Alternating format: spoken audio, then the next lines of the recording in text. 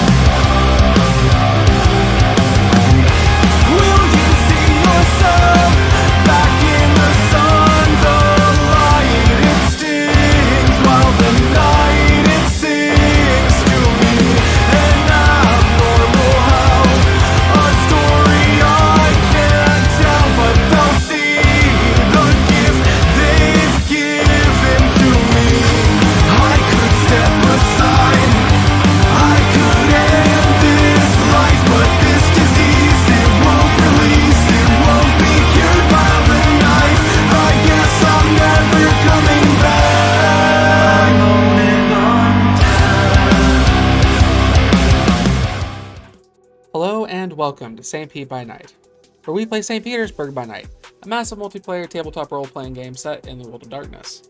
We play Vampire the Masquerade, Hunter the Reckoning, and Werewolf the Apocalypse. I am your humble storyteller this evening, Bear the Bard, and I am one of many junior storytellers here at SPbN By Night. Make sure to check out SPbN By Night on all social media platforms. That includes X, TikTok, Instagram, and YouTube. But you should really check out our website, SPbNnight.com. We have our city map, storyteller profiles, and a one-of-a-kind thread meter. If you aren't already a subscriber on Twitch, you should go ahead and hit that follow button and catch up on all of our past episodes. And if you're interested in playing with us, come join our Discord. What are you waiting for? Come be a member of this amazing community.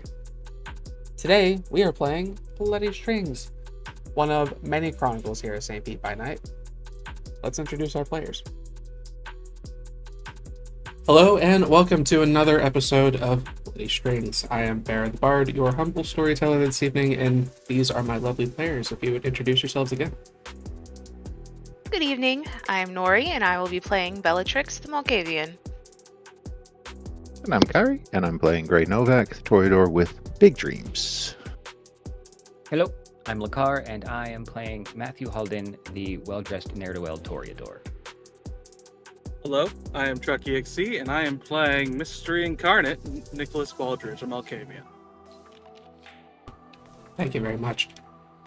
Last we left off, Matthew had a bit of a personal incident as some nameless figure had captured Mina, someone very important to him. He went and sought help from the Coterie, who immediately went to action.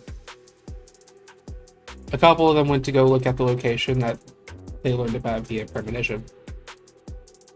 They learned a few things, but where we're starting tonight is where the other two went. Matthew went and collected Grey, and the two of them make their way over to the Elysium to meet with Edwin Kane. I will go ahead and it's walking distance. We'll just go ahead and put them on the way there. So we'll zoom in, you walking away from the ascent and making your way to the deli. the scene is yours. So what's the plan? Well, I need to have a conversation with Edwin, and I'm winging it here, to be honest with you, Gray. I am absolutely winging it. What are you trying to get out of this?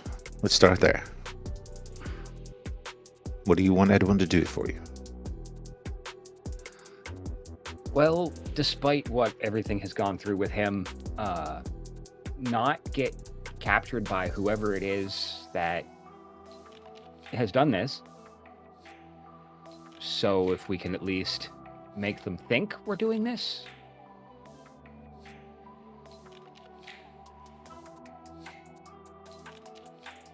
I mean, Maybe he's one of those people who has a heart in the wrong place or something, you know, kind of shifted around with the stake in the wrong spot, something.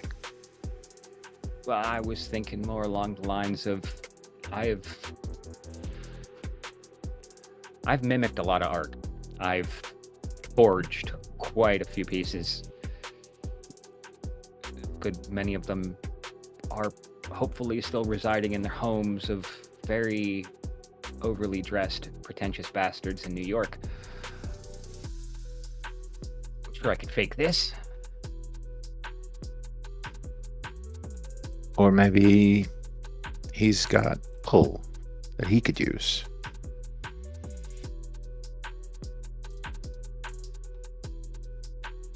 He does owe us.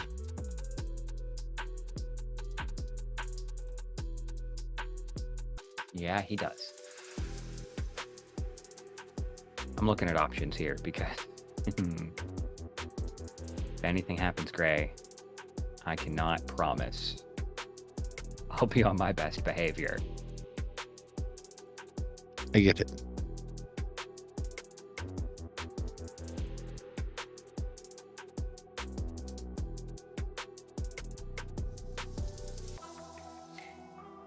We'll see what he can do. Hopefully something, because I feel bad enough sending the other two into the lion's den as it is. Are you going to lay it out to him? The situation? Or are you planning on dancing around it?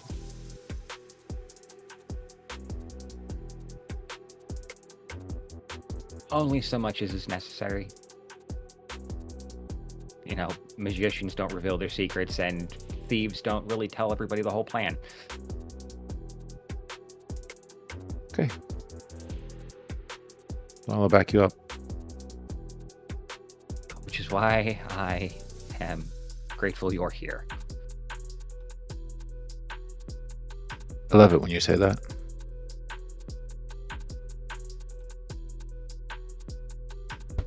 At this point, I'll say you reach the deli. You're met up front by Elysium guard. They bring you inside. Excuse me. They'll bring you inside, take you through the space until you finally reach that little closet that's Edwin's office. They open the door. Edwin looks like he is in a deep consideration of something. As you step into the room, he does look up and he acknowledges you, gestures for you to have a seat in front of him.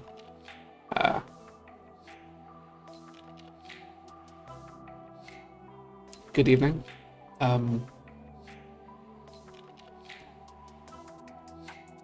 Apologies. Mr. Novak, Mr. Holden, how can I be of assistance? Edwin, please. Gray. My favorite keeper doesn't have to stand on formalities. Very well We then. come at a bad time. There's just a lot happening right now. But I suppose that'll be taken care of shortly. This is multiple visits in a very short period of time. I hope things are well. Not that I don't Well- appreciate the company, but it's different. Matt wanted to talk to you, and I figured I'd accompany him because I love seeing your face. I see. Matthew, what can I do for you? Well, it's kind of a big ask. You know how you had us take something from someone else, and understandably that person was going to be very upset about it? Yeah, this is about the ring. Yeah, someone took something from me and I'm not happy about it. Because of the ring? I don't think so. But they made it very personal. And their demands are you.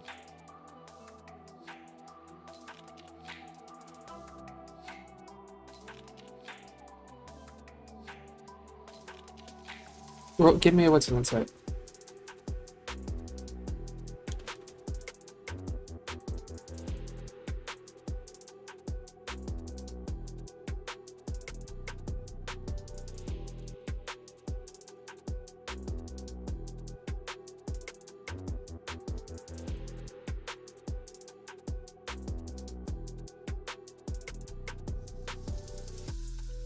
Three.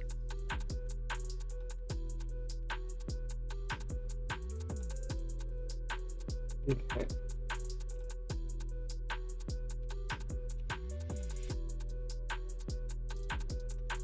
As you say this, you watch the kind of attentive concern kind of fall away to something of a analytical expression as he seems to be contemplating something. He kind of... What do you know of these people? No idea who it is, but Nick and Bella went to go. They kind of got a bead on where these people were. So they went to go get an eye on what all was the situation.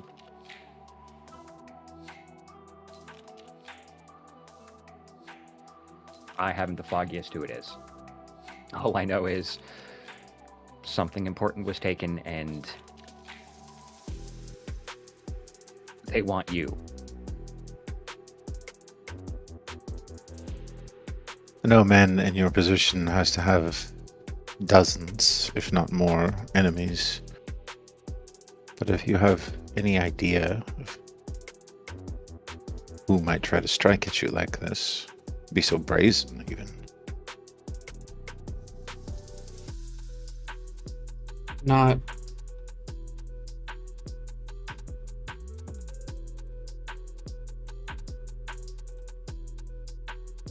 No.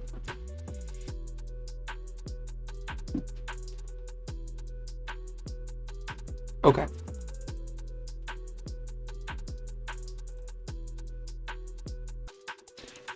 This might explain some things.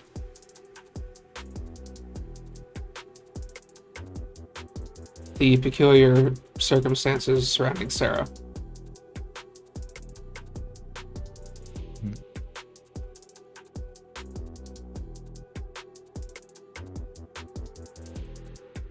I'll have to look into that, but there is a possibility that there's a possibility Chicago itself was not behind that.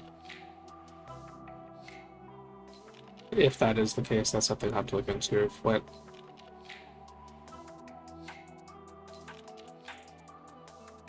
If that's the case, that means someone intercepted her on the way there? Maybe.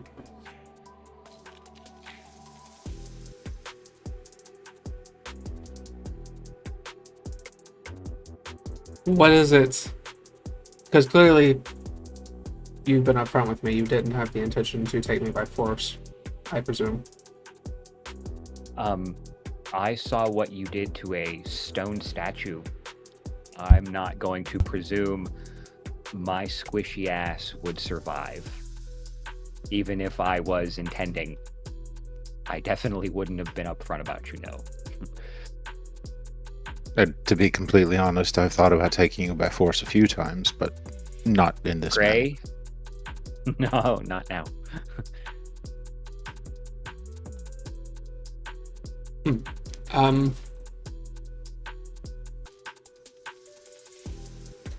Kind of turning back toward Matt. What is it that you need from me then?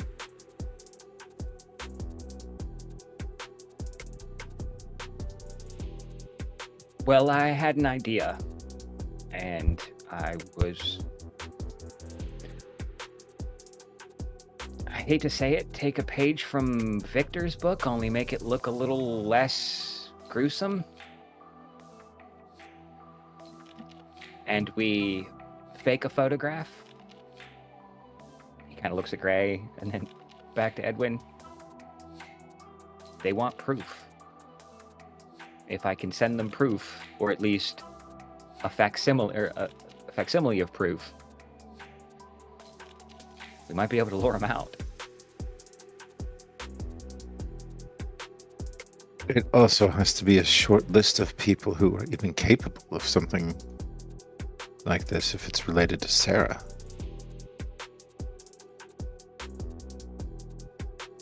If it is me specifically that they're after,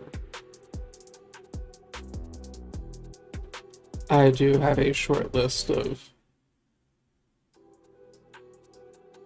associates from some time I spent in Chicago several years ago.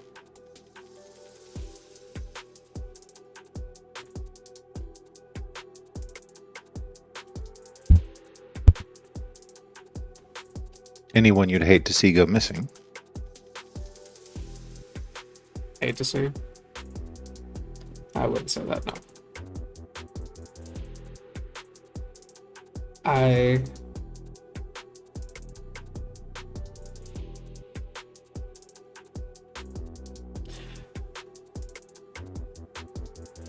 How would you say we fake these images?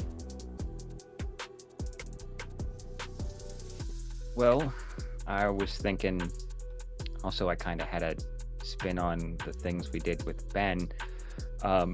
We make it look like we staked you, roughed you up a little bit, got the upper hand. I'm good at forgery. How hard is it to, fake theater blood?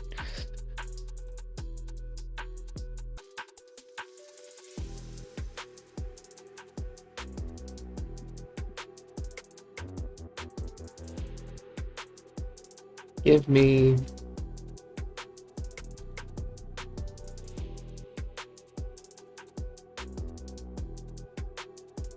charisma persuasion. Do you still have the trap? Look at Matt. Ben's traps.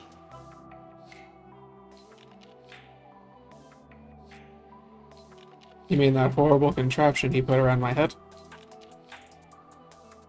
Well, we already disarmed it. We could just put it around your head again instead of a stake.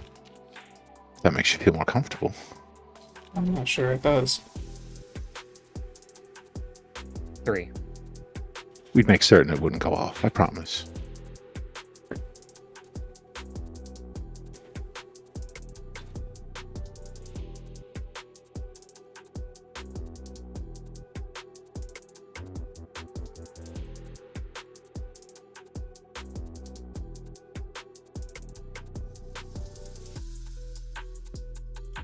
I owe your coterie quite a bit, and you have saved my life.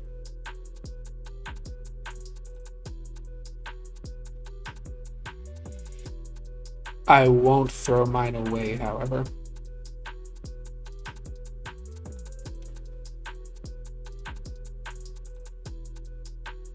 You're an important man. No one would expect you to. No, I'm not expecting you to. If I had wanted you to throw your life away, I probably wouldn't have bothered. No, I definitely wouldn't have bothered coming to talk to you about it. You said so yourself. You've acknowledged that you're afraid of what I can do. So that doesn't provide me much reassurance. True. But the thing about seeing what you can do, in my line of work, I've seen what cops and security can do, so I learned to skirt around them. I have seen what you can do, yes, so I would definitely sneak up on you to try to deal with that. Would it go well? I don't know. If you don't trust Matt, trust me. It's not that I don't trust Matt. I don't trust much of anybody. I trust that you bring me results, your coterie. But I also know that there is currently a tension in the trust you have in me. Which makes me concerned in putting my life in your hands. So,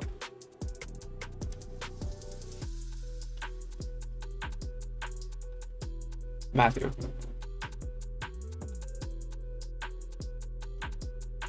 If your companions agree to wipe the slate clean, I will let you torture me for authenticity of this photo. However, should something happen to me and I am not able to check certain fail-safes by 2 a.m., the time you do this to me, you will not like the outcome. Do we have an understanding?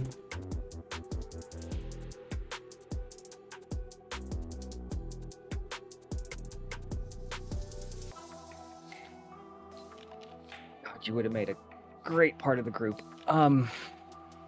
Absolutely. When do you need this by?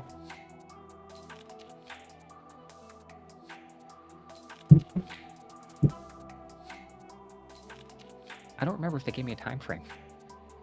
Sooner the better, I would imagine. Yeah, I would assume as soon as possible because I don't know what the other side of this looks like at the moment.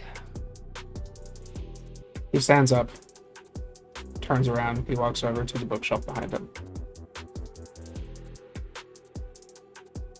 You see he begins moving roughly 7 books in a particular order, pulling them back and then pushing them forward. If you wish to try to gain the pattern, please give me a wits and awareness. Or investigation. I'll allow that.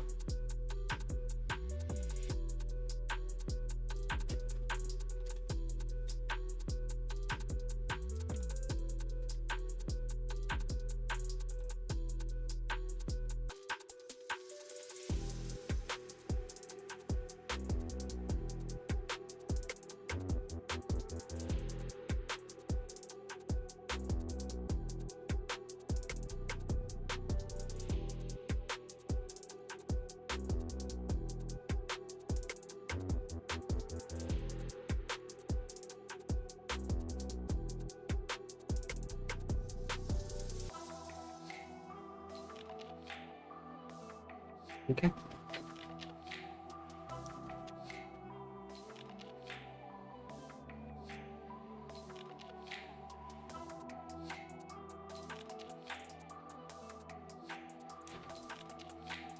The pattern number is 0243791.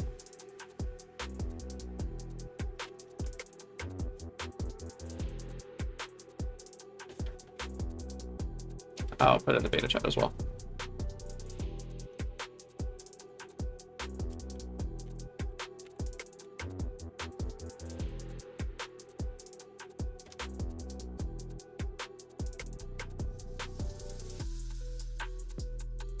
Once he completes this pattern,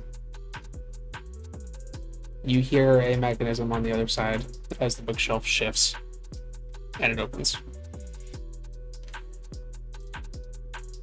Wait here, I'll be back in 5 minutes. He closes it behind him, and you are alone in his office. The scene is yours.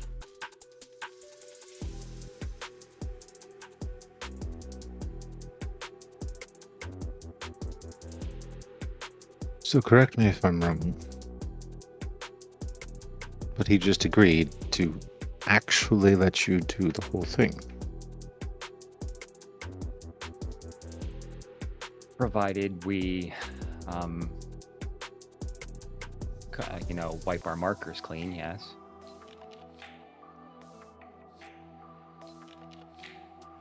I mean, I had Edwin pegged as interesting, but now he's willing to go this far. I just want to crack open that shell.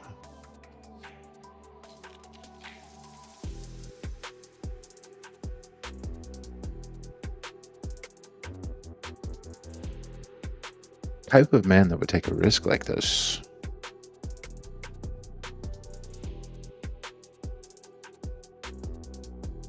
He's not as stodgy a keeper as he pretends to be.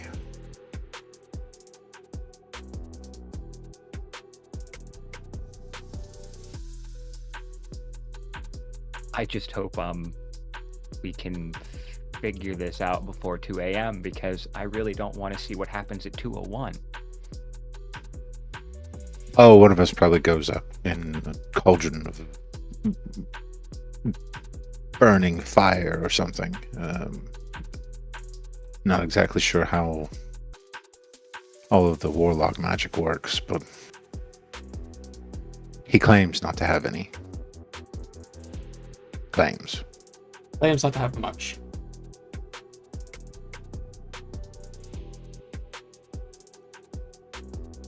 And yeah, I may have given him the wrong impression with the whole being afraid thing. I was impressed. That was awesome.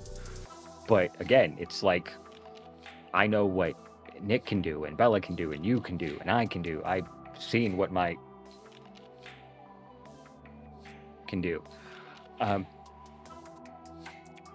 don't know what else is up his sleeve, but yeah, he took absolutely no effort to disintegrate a stone statue, and last I checked, I wasn't made of stone. Maybe he can only do it to stone. So not being stone is what keeps you alive. It's true. We don't know the extent, but I'm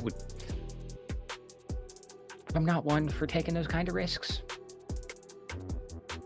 I've dangled off of roofs and, swung into crowds for stone statues, but I don't want to test on whether or not I'm more resilient against him than a stone statue. So there's a bit of law in all of this. He asked that the slate be wiped clean for all of us. We go through this now. Bella and Nick might not agree. And then you're going to owe them something. Bad one.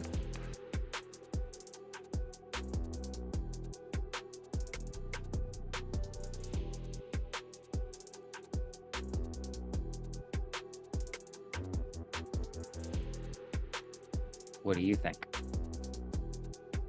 Oh, fuck them. Do what you need to do. This is important to you. They'll get over it.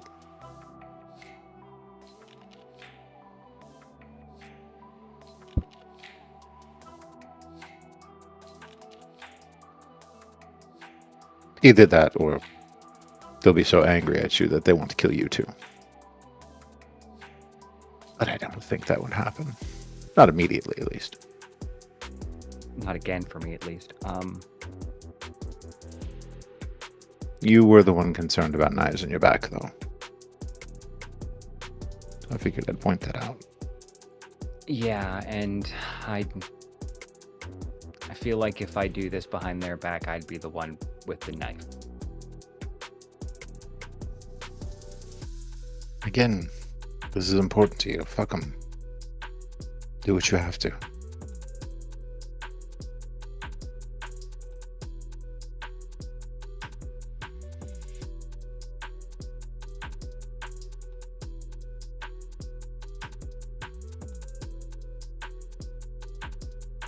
I can't. Not even for her. Oh, come on. She means that much to you. It's the relationship between kindred. It's because of her that I wouldn't do that to them. Don't get me wrong. I would be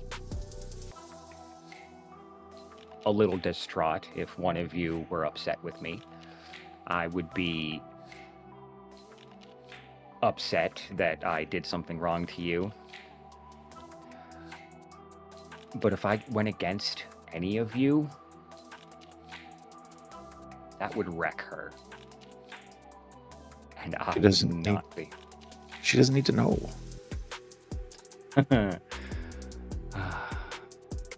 Trust me, you don't know this woman. She'd know. She'd hear it. She would pull it out of me. She'd have it figured out before I even said hello on her phone. And I know. I would know. And I know what that would do to her.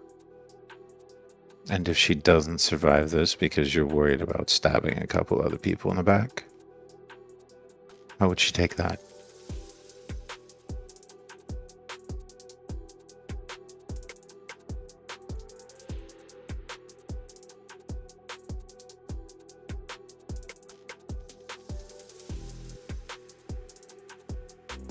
This isn't about her. She's the one who's been taken. She was taken from you. She's yours.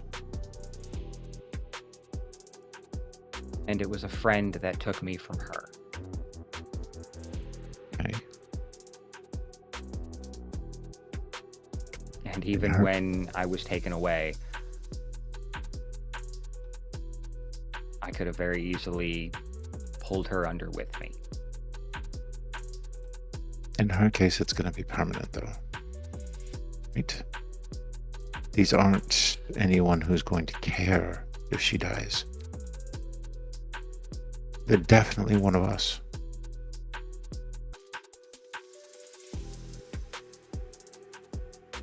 There's no appealing to their humanity in this case.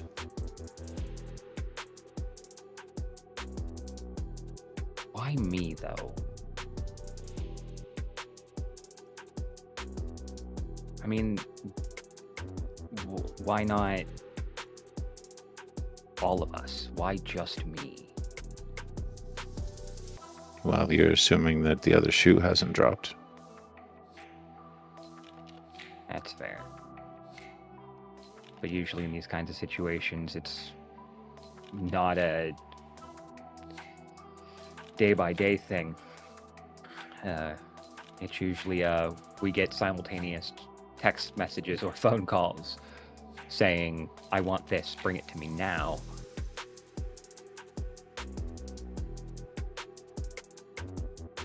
You don't have friends in Chicago, do you? Oh, no. No, I didn't stay long enough in that place to even make acquaintances. But you did stay. That's long enough to make enemies.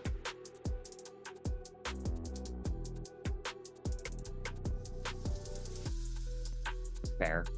And if yours overlap with his,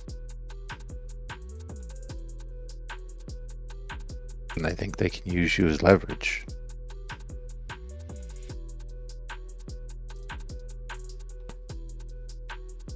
At this moment, the bookcase opens. Edwin steps out and closes it behind him.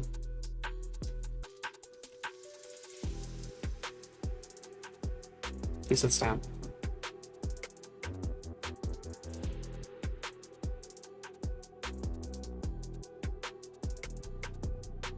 Have you come to a decision? Is this what we should do? And are we doing this now?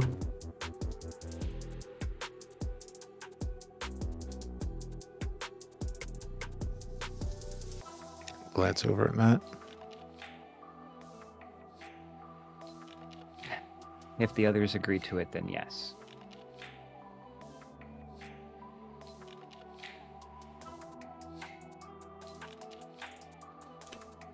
Very well.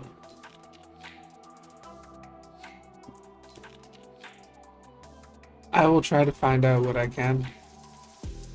You said that you said there was a location. Do you know it?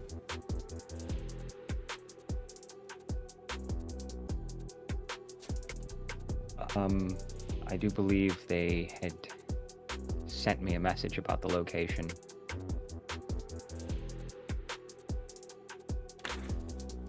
They had gone there themselves, Bella and Nick, to investigate.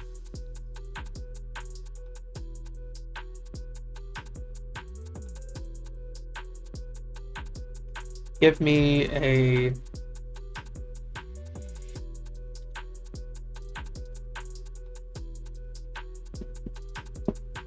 We can call it wits and awareness. See if you're paying attention well enough.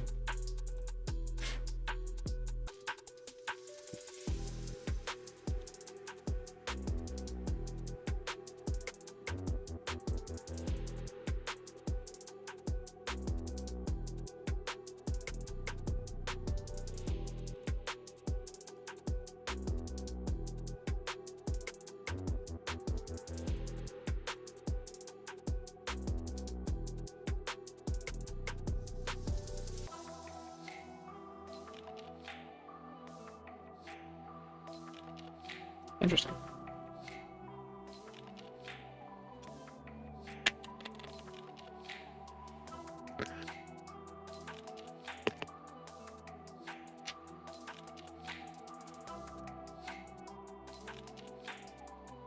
And I tried to fix it.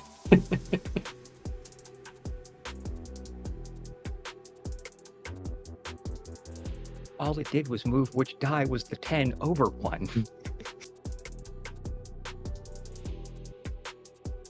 I'm starting to feel concerned this die might be loaded in some capacity because I, again, landed on paranoia. As you think back on the information, you recall the business that they found was abandoned north of pretty much all the territories of St. Pete.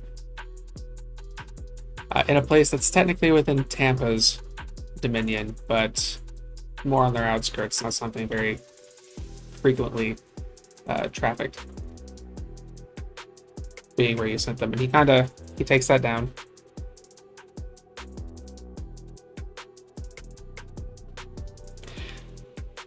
You see him write it down. He kind of rolls up the piece of paper, and then you watch as he slides kind of like an ornate ashtray to the side, revealing a little spot with like a little chute that he drops the paper down in, bringing the ashtray back over. Seeing the hidden door, seeing the little chute, seeing how he is responding to certain things, I do think you might be becoming a little paranoid at this moment. A little concerned about how well things are going. Maybe a little too well.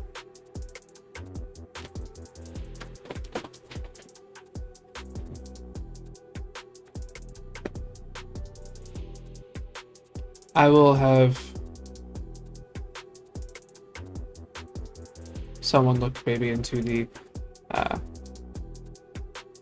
comings and goings of the space for a couple of days to see what I can figure out. But if you don't have much time to get the image that it is that you're needing, then perhaps we should do this either tonight or tomorrow when you can get a hold of the rest of your team.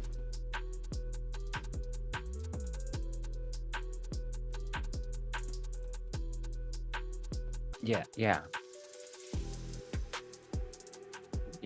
I'll try to get in touch with him now.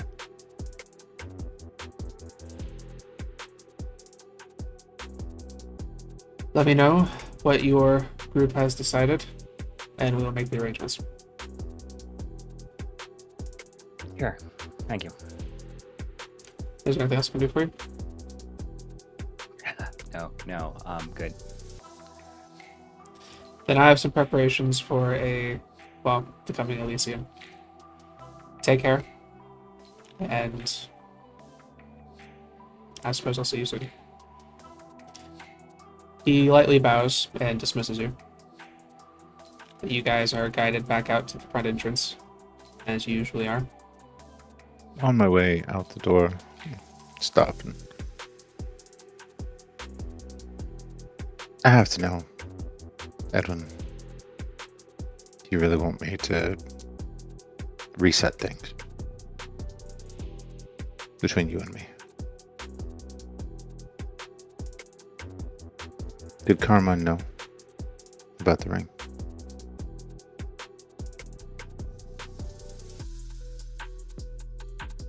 My lips are sealed either way, but I have to know for myself.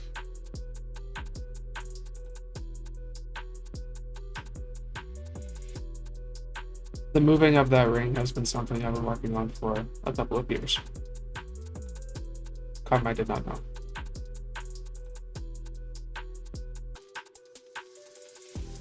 Thank you for the honesty.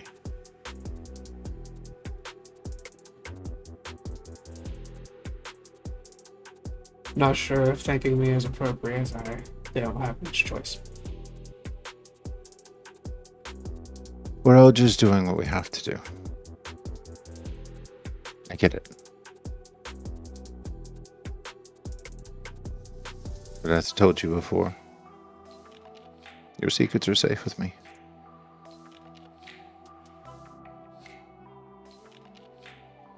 Make my way out. You step out, and you are guided to the front of the building. What are on Matthew and Gray's mind as you are leaving the premise? Well, Matt went out as fast as possible after, so that whole conversation, he didn't hear that. When he sees Gray come out a few minutes later, that doesn't help the paranoia. So now he's wondering what conversation went on with that. And yeah, he doesn't like the way this went down. But he's not going to say anything. What about Gray? Gray is keeping the face on. Inside, he is furious and would really love to smash Edwin's face in the same way that he smashed the stained glass. But he's not going to show it. Not now. Maybe later.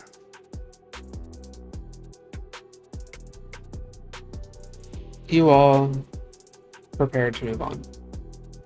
We'll shift to just a couple days later.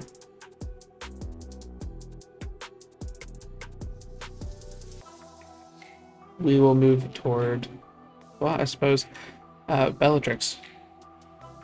What is happening on this day? Or not a couple days later, like the next day kind of thing, but... Bella is taking Sarah to meet Nick again.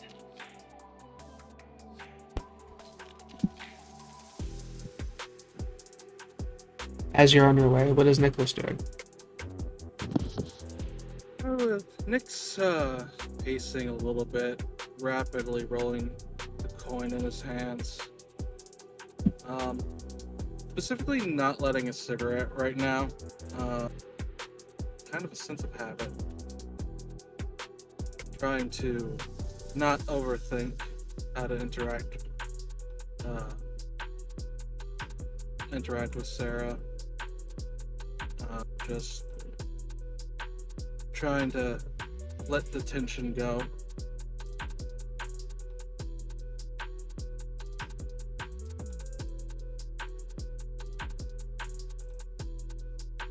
And where is it you're meeting? At Nick's specifically? We can do the ascent. Okay. Do you want to say anything to Sarah before entering the ascent? Or have a scene here? Just quickly. How are you feeling? I'm fine, I think. I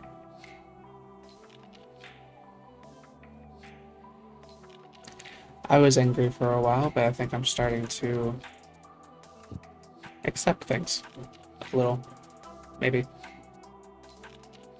Good. Though he can really get on your nerves, trust me. Just wait. She nods. She's since the small amount of time that you've been staying with her, she seems to be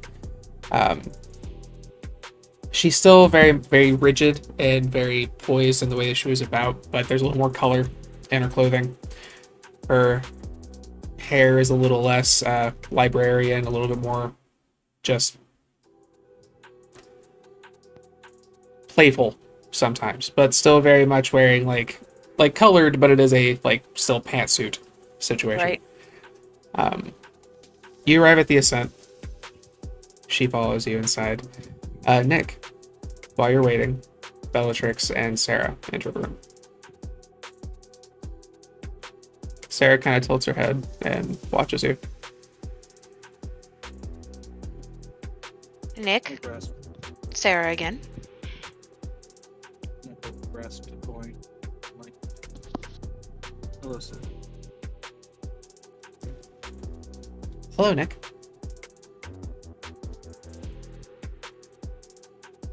That's it.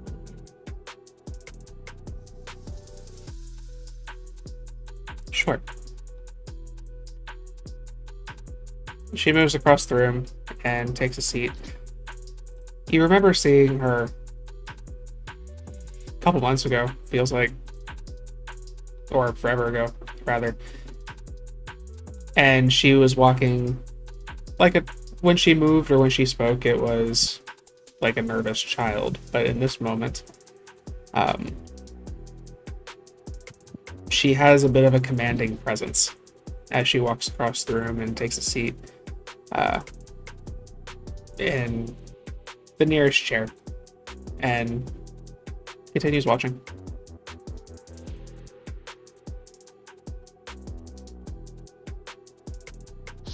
I'm gonna go sit on the couch.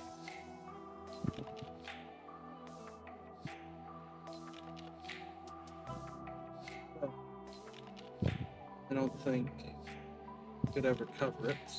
Probably don't even hear it. It's worth mentioning that I am so sorry.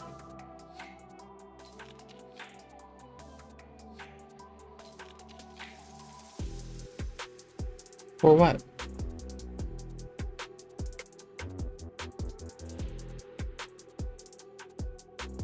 Not being able to prevent tragedy.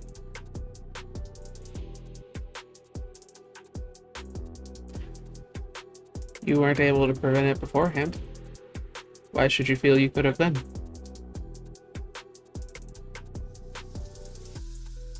It could very well be arrogant on me to even try to apologize for something I couldn't do anything about. But it's the way I feel about it. But as I said, you don't need to hear that from me. No. I don't. I was mad at you for a while. Yeah, but Every time I was hit, or every time my mind was played with, I was angry at you. But I realize that's just what you all were. And I figured I would be tossed aside eventually. But then that didn't happen. And now I'm like you.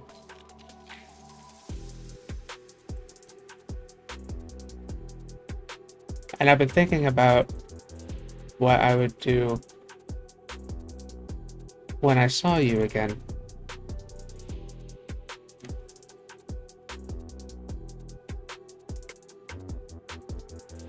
At first I thought I wanted to hurt you really bad.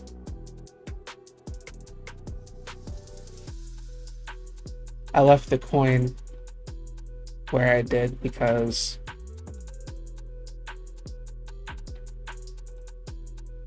you told me it would bring me luck, and I didn't see it again until I took it off of my sire's body.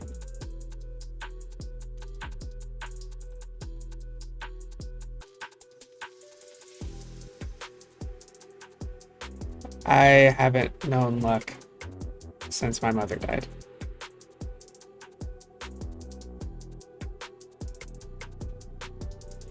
And you left me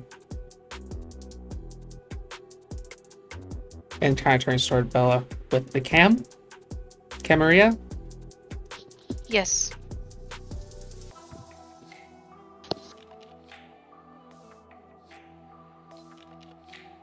But I understand now. You have as little choice about your own fate as I have with mine.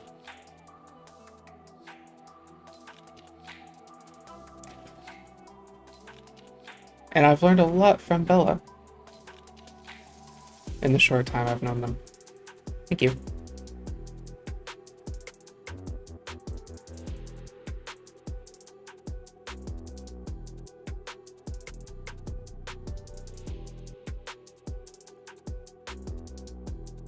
This is my existence now.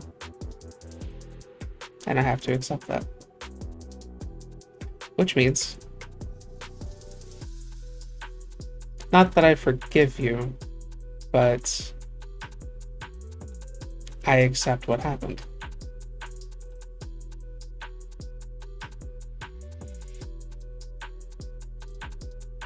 That's more than fair.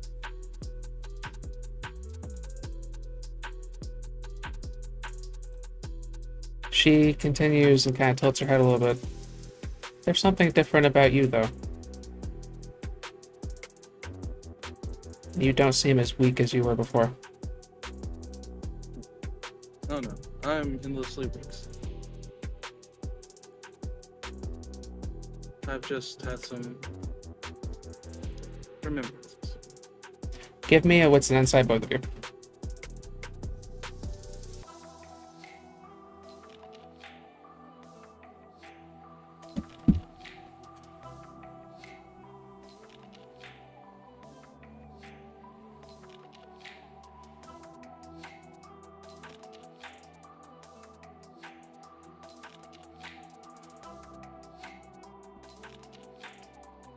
I'm gonna spend a willpower.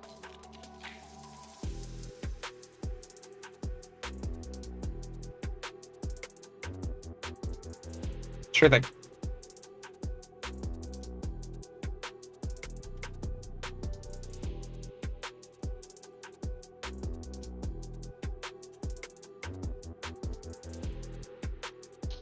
I got 4 successes.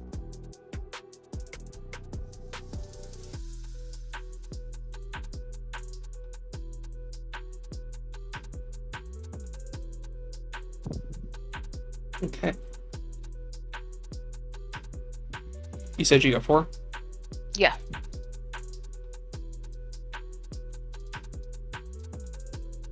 I ended up in the wrong chat, so I had to delete it, but I did get 4. You're good. All right. Nick, it's a little hard to read. You are not feeling great about what's being said to you right now. However, Bellatrix, you're noticing this is not the same demeanor that you've been witnessing. And you have a suspicion that maybe a little bit more than Sarah is hopping at the moment. Maybe Okay. not so much like there is another presence as much as Sarah is leaning into something unconsciously. Okay.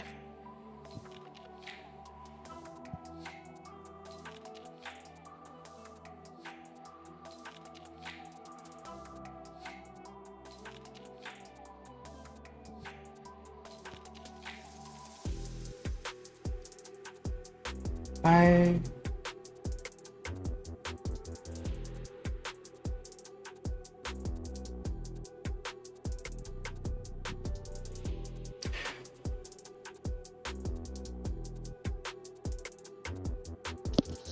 there is a certain...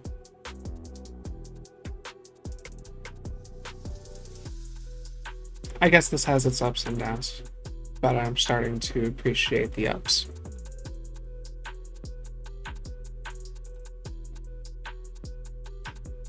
So for that, and only that, I thank you.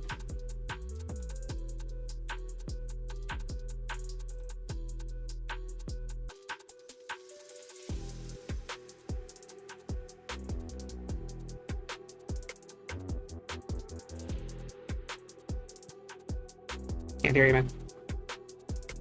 I have to admit, that is one hell of a blade to stab me with. Appropriate. And fair.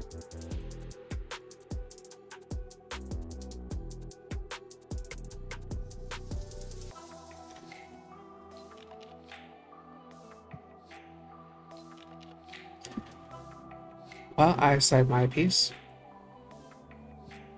Is there anything you'd like to say?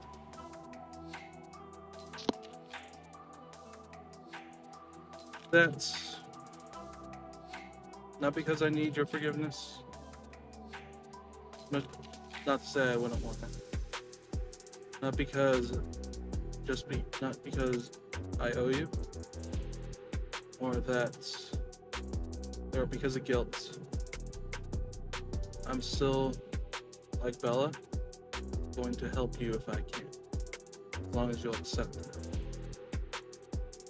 That, of course, is your choice. What you think of it is up to you.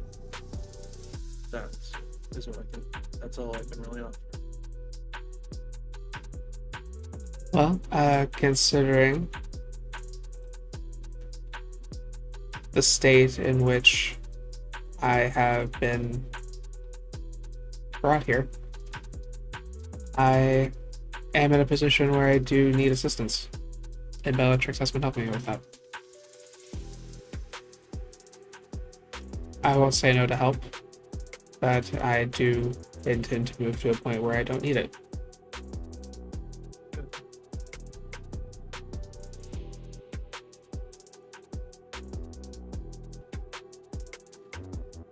Turns toward Bellatrix.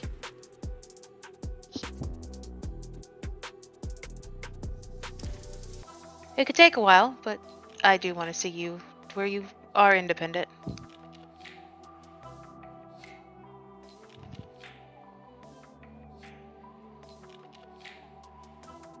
Okay. And then you see her eyes and her position kind of still very formal, but it softens a bit as she... Okay, well, I think that went well. What do we do now? We're meeting the prince soon. So Right. we should probably make sure you're brushed up on at least the traditions.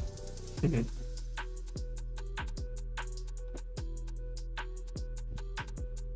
Possibly go into some of the clans. Do you have any questions? I know you said you'd come back with questions.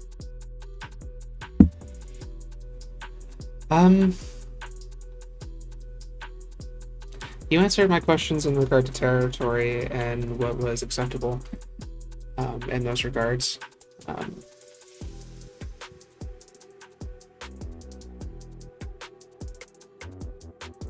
Domain.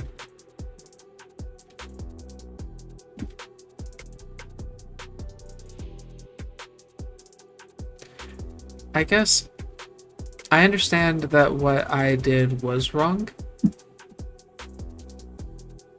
I just don't understand why it was wrong. I guess. Are you talking about the one we were said don't tell the prince about? Yes. Okay.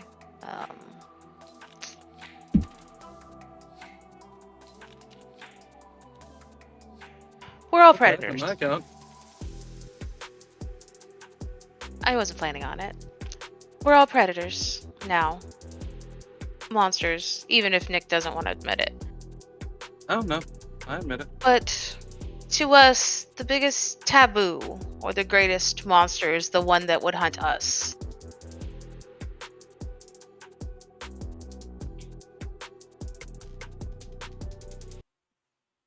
And so,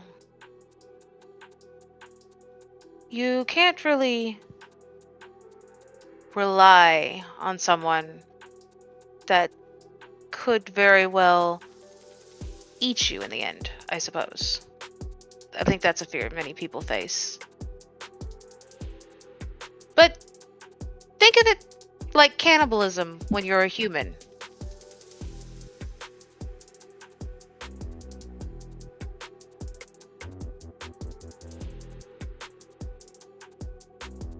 I guess I fail to see how it's. I guess I don't really see the difference in it being cannibalism. When we're already feeding Now- off humans. Yes? I understand Many that is the viewers- only way we can draw sustenance, but it's. Well, not the only way, but primary. If I may, Bella. I can't bother with animals. It doesn't really do anything for me, but Go ahead, Nick. Putting the pieces together here, I assume she means drinking another kindred. Yes.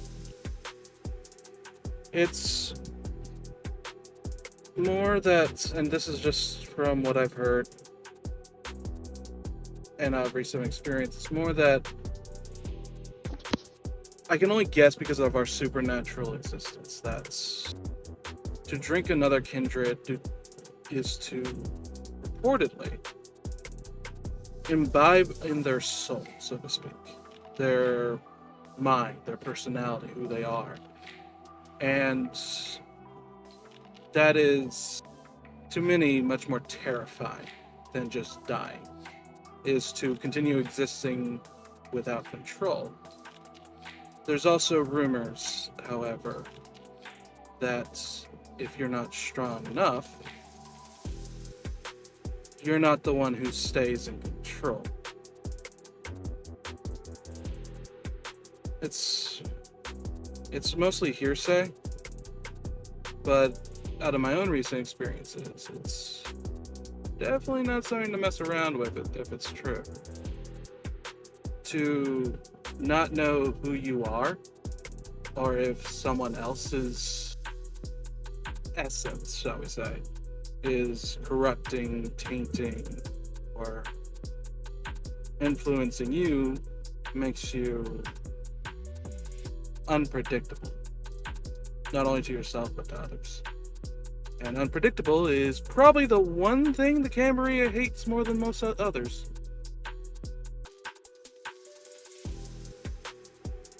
so if that was some, I guess that's what leaves me confused. If that was something that was so wrong, why would the prince order me to do it? Like, Nick snaps his gaze to Bella. I don't think that was the prince.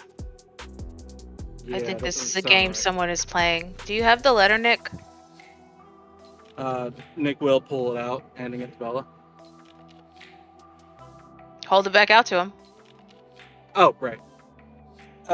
Nick will use Spirit's Touch. Spirit's touch. Okay. Go ahead and make the roll for me. Oops.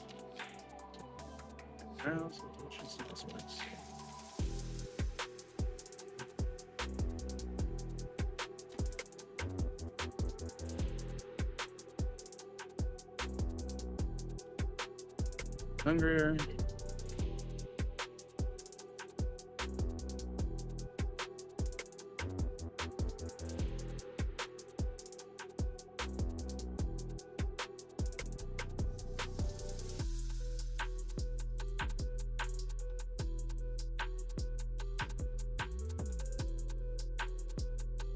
Five successes.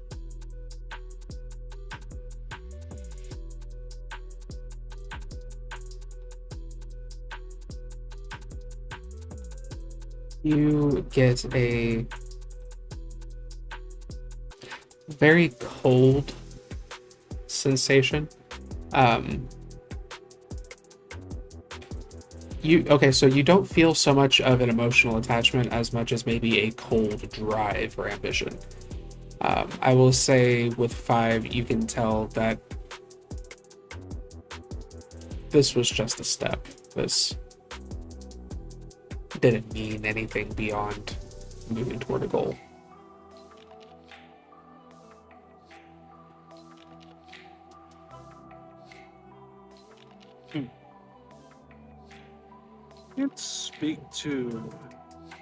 Certainly can't speak to whether or not it was a prince, but I'm not getting the sense of anything beyond this being a chess move. And I would expect, especially for a place like Chicago, that a prince would have a couple more thoughts and feelings on the subject than what I'm getting here. All this is cold, calculated, kindred bullshit.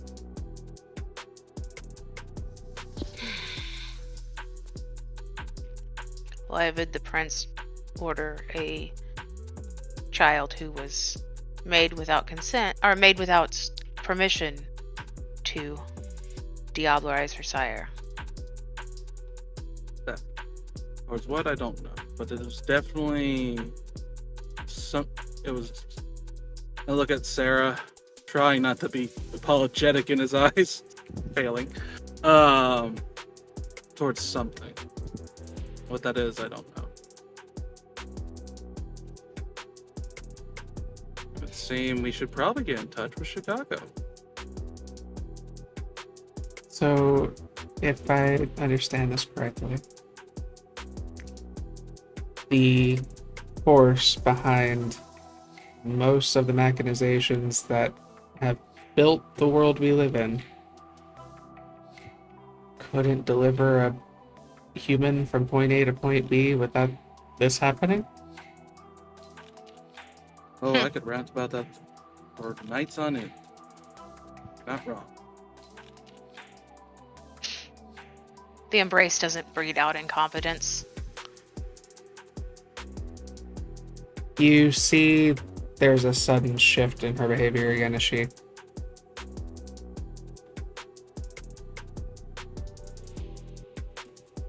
I see. We're going to get to the bottom of it.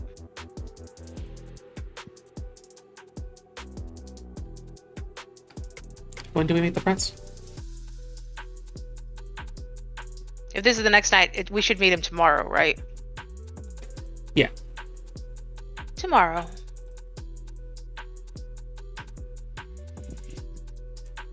I think I wish to return home and go over the traditions again. Okay. I think that's an excellent idea. Besides, I have some reconnaissance to do. There's a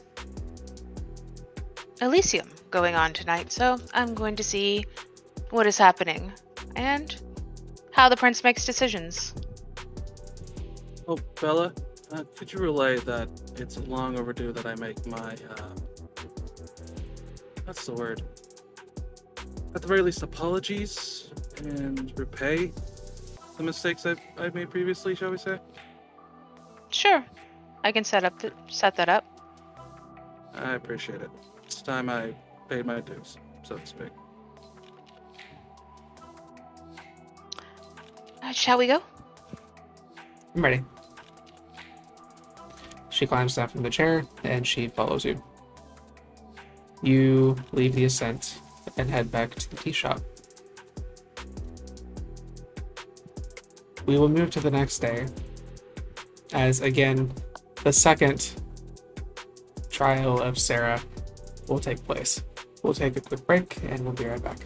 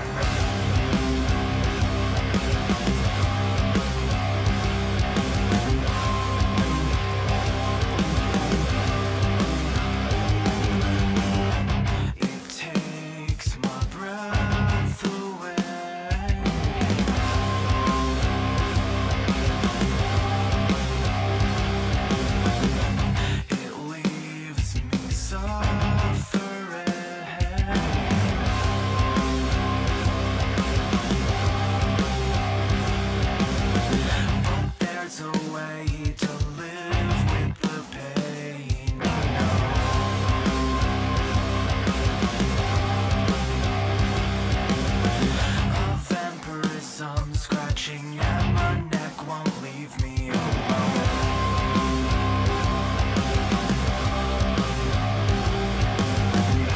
Will you see yourself back in the sun? The light it stings while the night it sings to me. An abnormal how a story I can't tell, but they'll see the gift they've given to me. I could step aside, I could end this life, but this disease it won't release, it won't be cured by the night. I guess I'm never coming back. I'm holding on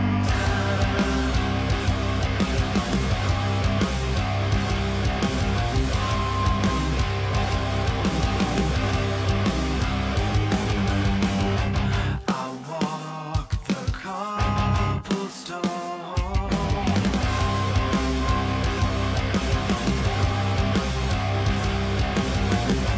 up to an empty throne.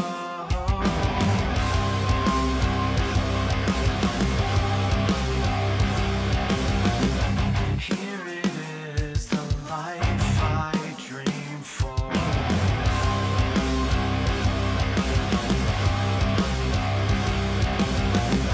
Turns into something I don't recognize anymore.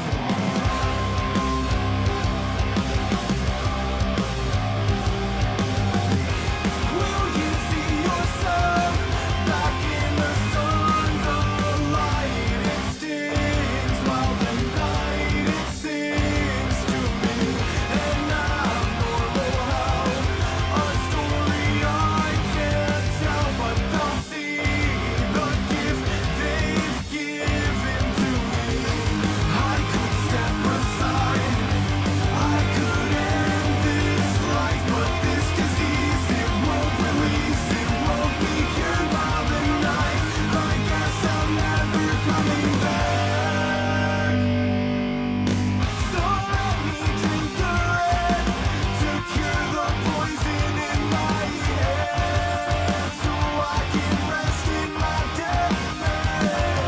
So crucify me, hypnotize me, and leave me wondering, am I the underling?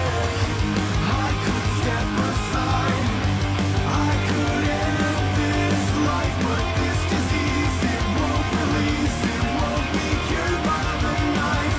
I can bleed, don't be deceived, 'cause I am so far from alive. I guess I'm never coming back. I'm holding on tight.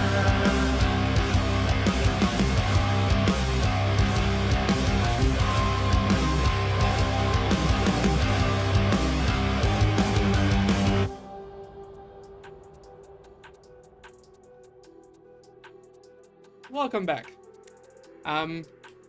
Last we left off, after the vignettes, we moved on to the next day. The Coterie coming back together for a long-awaited reunion at Asylum. You guys arrive at the building shortly after reconvening at the ascent. I will go ahead and pass it off to Kent.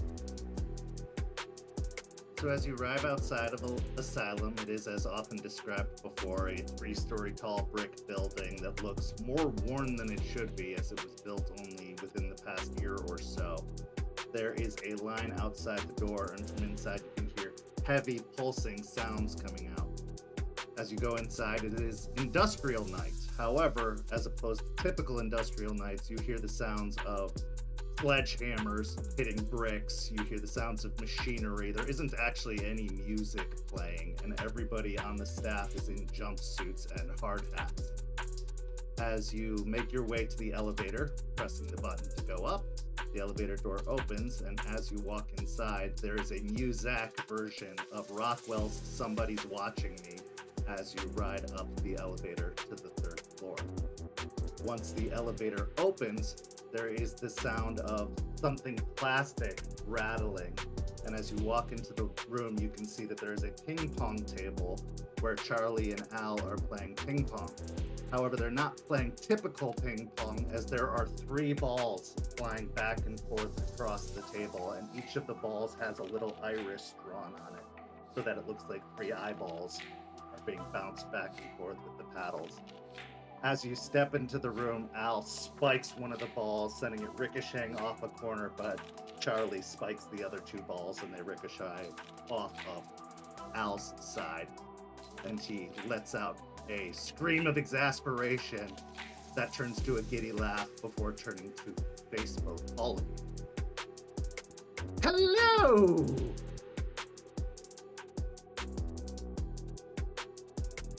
Good One evening. would have an eye on the prize. Oh, I've got my eye on the prize, all right. Hi, Nick. Hey, Al. Good to see you again. Good to see you too. 30 minutes or less, eh? Well, come in. Have a seat.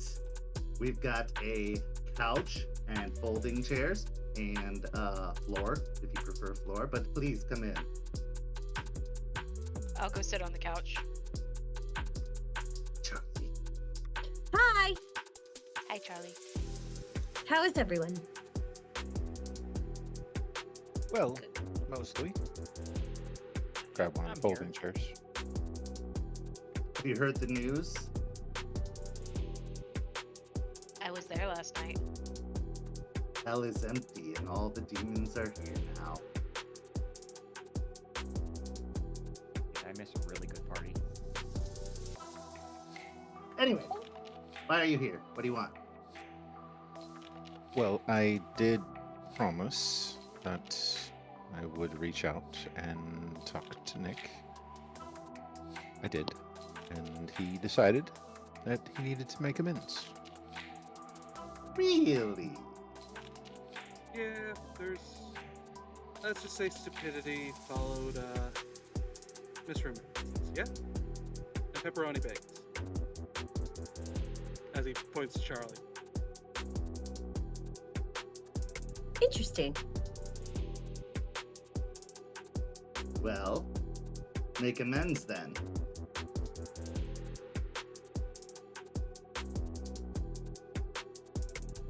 I appreciate it.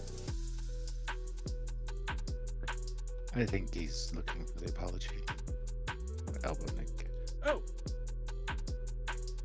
Social interactions. Always easy. I do genuinely apologize if I've you've said I've given offense. I apologize for the offense given. I was an asshole. With a massive stick on his ass. The stick, you said. And Al will set down the ping pong paddle and start pacing around the room, moving primarily his eyes focused solely on Nick. Big gold stick. You know the things about sticks, right? The best way to be rid of them is to remove them, or have them removed. Would you like your stick removed, Nick? Well, I would hold one up, but unfortunately it caught fire. I see. Charlie, do you feel amended? Well, that depends. What did you do, Nick? Plain and simple. I kind of felt I was better than dealing with the other Mocavians. That I was high on my own morality. And thus, I did not deign myself to speak, or come to pay proper respects, enjoy your lovely company, or basically do anything of even simple decency, which, kind of makes me a bit of a hypocrite. Sounds And- like you were playing Ventru. I'm noticing a theme with this particular group.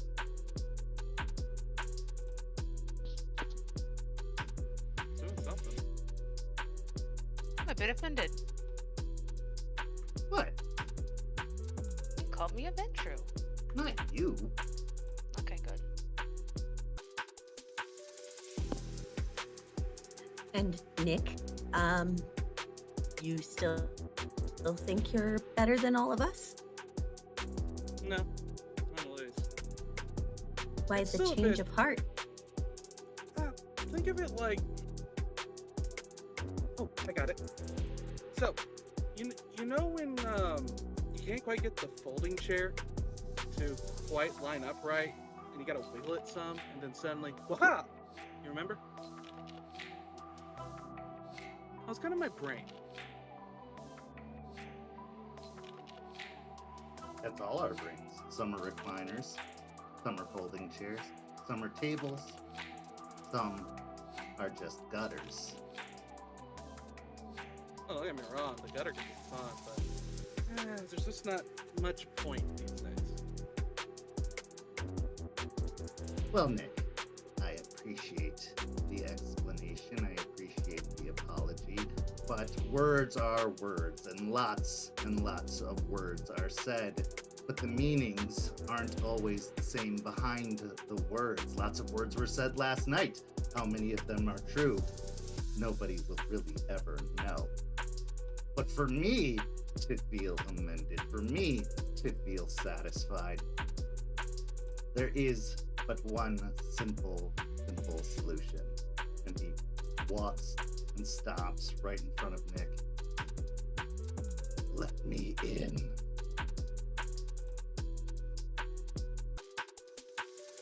Not a small ask, pal. I do acknowledge that amendments are needed.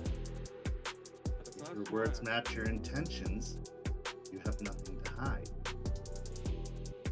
I won't stay long. I won't mess you up the place. I'm a very, very, very kind house guest, and I'm really showing that by asking and not just taking. That is fair.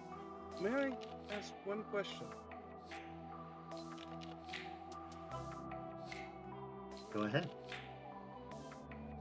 Find someone else. Can you make them scream for me? Do they have to be local? Oh, they're probably not. Are they one of us? Because it's a lot easier if they're one of us.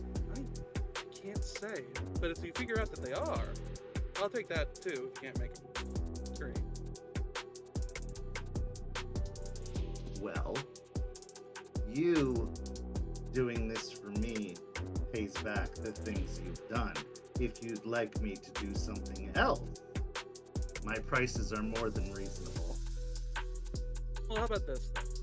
Since I don't want you to go out of here, as you said, it's to make amends. But if you do see something and you know anything about it, would that be fair? Oh, you want me to tell you what I find in the house, what I find in the closet, what I find in the basement? If it's too much to ask, that's fair. What if you don't like it? I'm tired of avoiding things I don't like.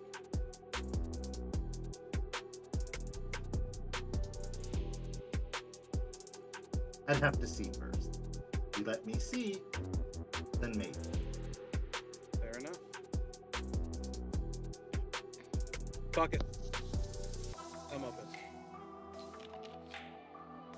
Al will walk up and lift Nick's chin so that he can make full eye contact. And then he'll stare for several moments. He's frozen in place, holding still. And it seems like the minutes pass by, but really it's only seconds before he steps back. Oh, hello, you.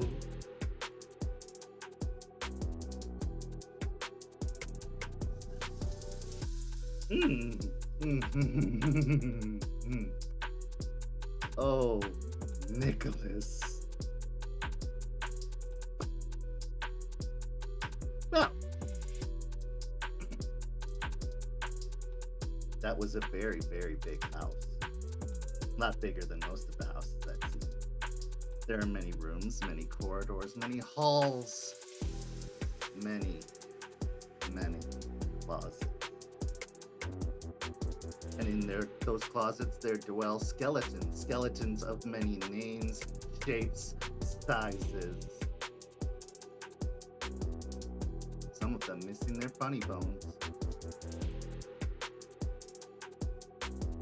Oh, Goes out slaps. Nicholas. You weren't always called that, were you? In fact, that's just a recent development, isn't it, Nicholas?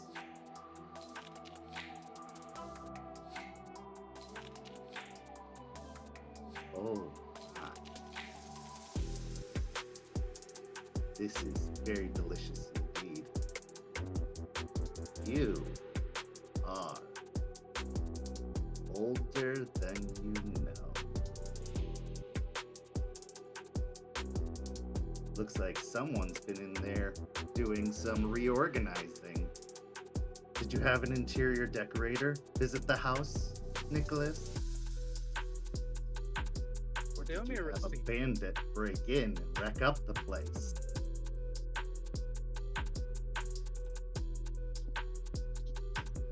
We call her Blanche. If it's a her.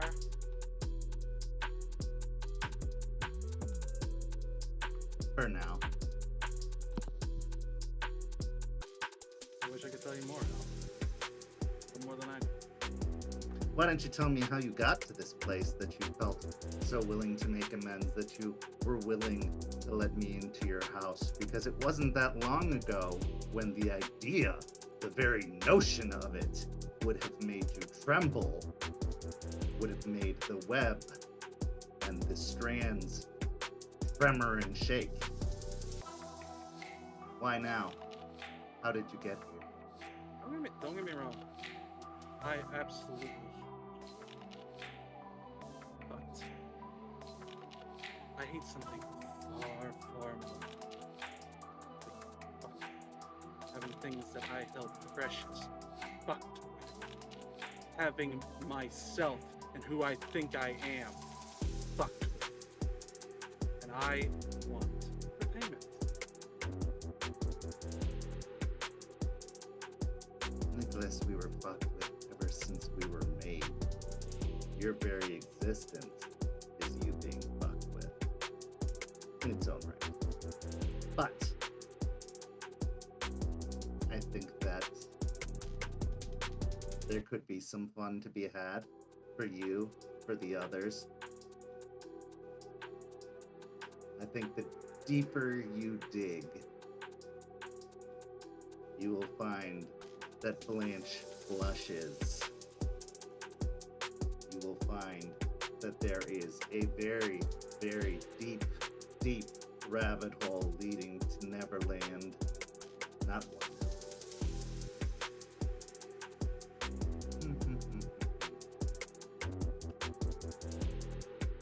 I could give you something. But you also know of something that I'm interested in. So, if you want the thing that I want you. Or if you want the thing that I have, I want the thing that you will have.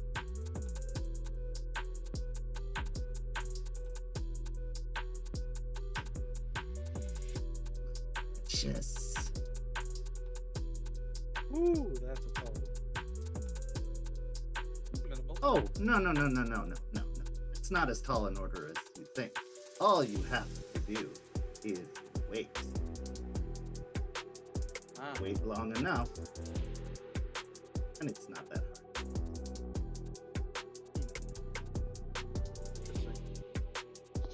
Wait for the right opportunity. That's right, darling.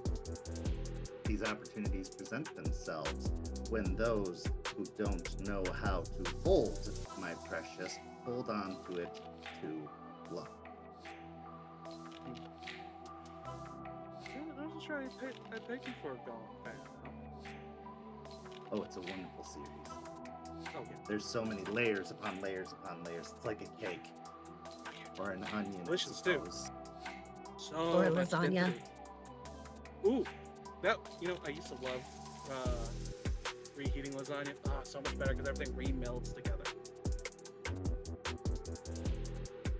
So do we have a deal? You bring me what I want, and I will give you what you need. Nick will let his eyes shift to the others. And I would like to make a wits and insights on their opinions.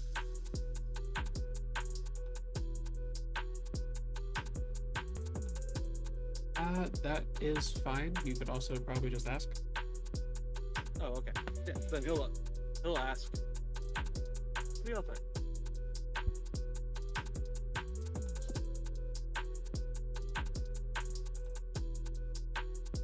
I'm just counting the days of how long it was ago that I actually suggested this. You should know my answer. Fair.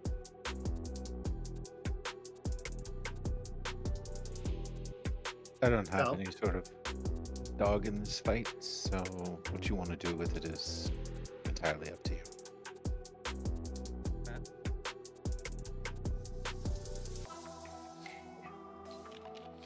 What the hell? Why not? So, I'm going to make sure this is stated clearly from my side. If I agree, the burden of holding up the agreement falls on me. Not them. Sound fair? I've already made an agreement with one of you. I'm satisfied the terms have been concluded. So yes, Nicholas, if you want her name, her real name, you will bring me the ring after its user is done with it. They're They'll be saying done with the real it very name. soon. Her real name wasn't Blanche. Oh, no. No, I- that is just wallpaper in the new house. That is just a patch job. Such a fitting name, though. Oh, you'll like the real one. I know I do. I can't say that I'm going to like something like that in someone else's hands, but it's not like I can do anything about it. So, you have yourself a deal, Al. Wonderful! And he will shake your hand. So, anything else that we can do for you this fine evening? Amends have been made, fences have been fixed. So, I do have a question. Considering, what we're talking about, and his eyes will go to Charlie. No problem. Just talking about it's not going to hurt us, correct? Looks back at Depends. Al. What are we talking about? Words Really have power, liking Lord like I of the said. Rings. Really liking Lord of the Rings, and sometimes Gollum is quite the figure. But I'm not Gollum. You're not. We are No. talking about it. No, Gollum wants it. But the problem with Gollum is having something that wasn't for them. Does terrible things. Would that make you Sauron?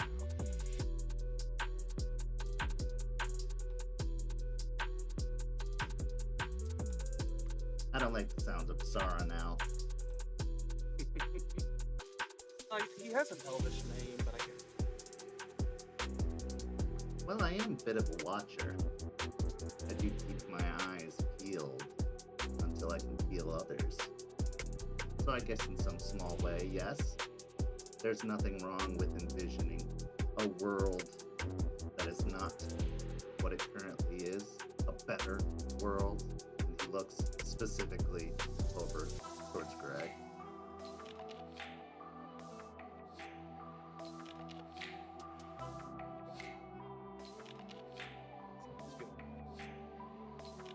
But yes, let he who desires have what they desire for the short period of time that they will have it.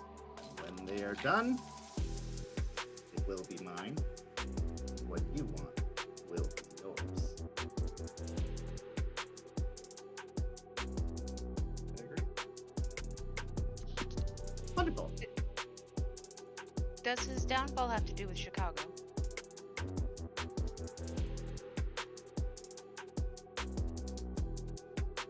Vera, does it?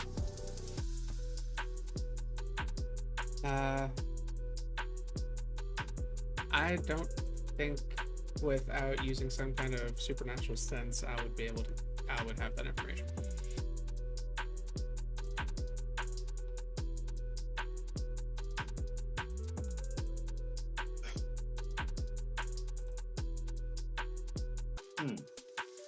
Oh! Does it have to do with what happened in Chicago recently? That's what you're asking. Maybe. I'm not sure what happened to Chicago recently. Oh, someone else took something that didn't belong to them. But you already know that, don't you?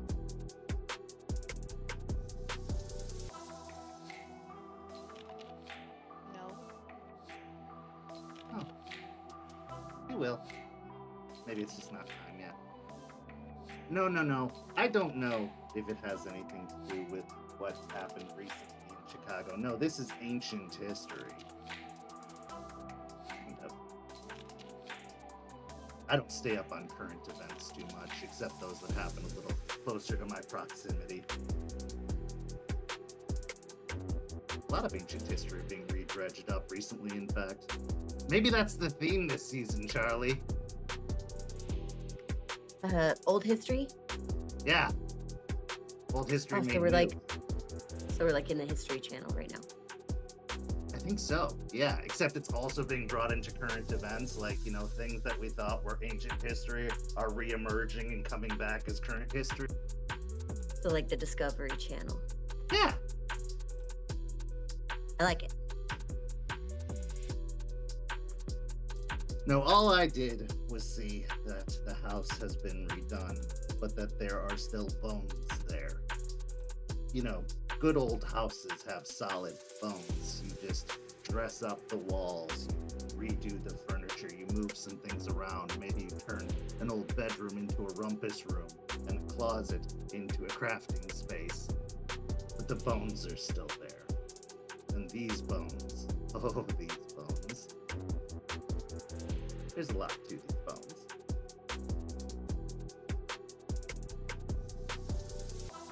You just have to peel back the wallpaper to see it.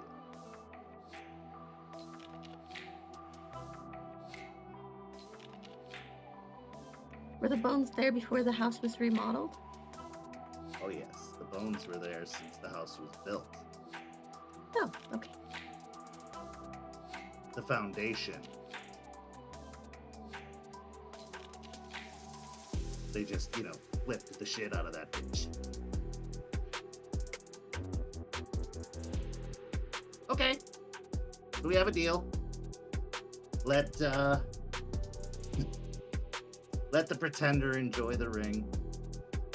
And when they're done, bring it to me, and I'll give you the name. And that should reveal some bones to you.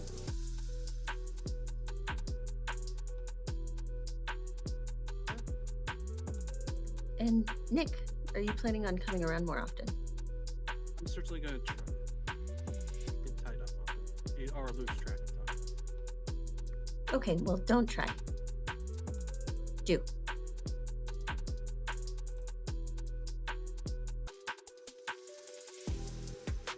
I take it then that everyone is satisfied. Not yet, but soon. At least with the current situation. Oh, yeah. Yeah. Fantastic.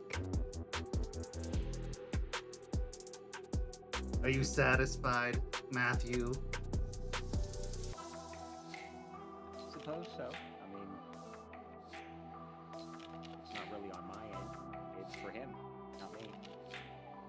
And what do you desire?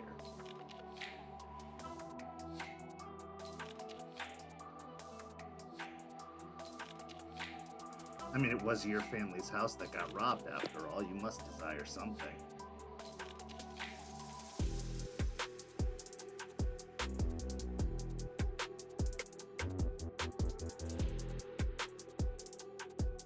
I'll get back to you on that. Please do. I may have considered myself Sauron, but I can also be a genie if you wish.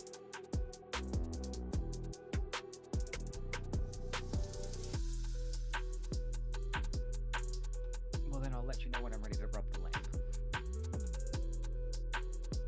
3 times and great you're to playing know. with it. I'm turning into gray. There's nothing Okay. wrong with that. No, not at all. Well, this has been lovely. So unless you like to play ping pong, I don't believe we have any other business. I'll play Or ping do. pong. Oh yay! I actually think we do have a bit of business. One bit. I left undone the last time I was here.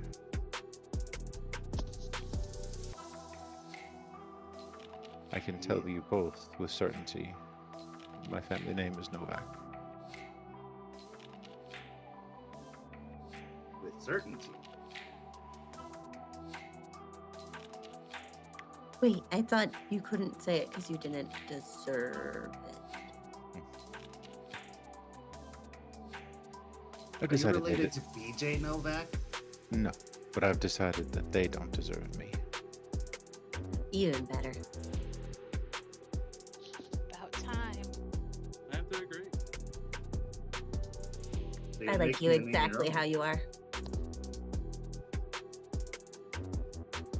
She said. Thank you.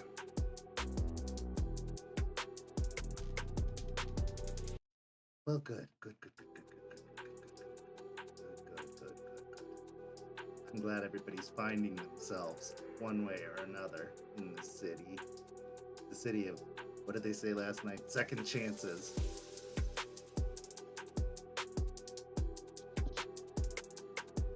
I gotta use that one. Pulls at the heartstrings. You should always use it if you want to get your way here.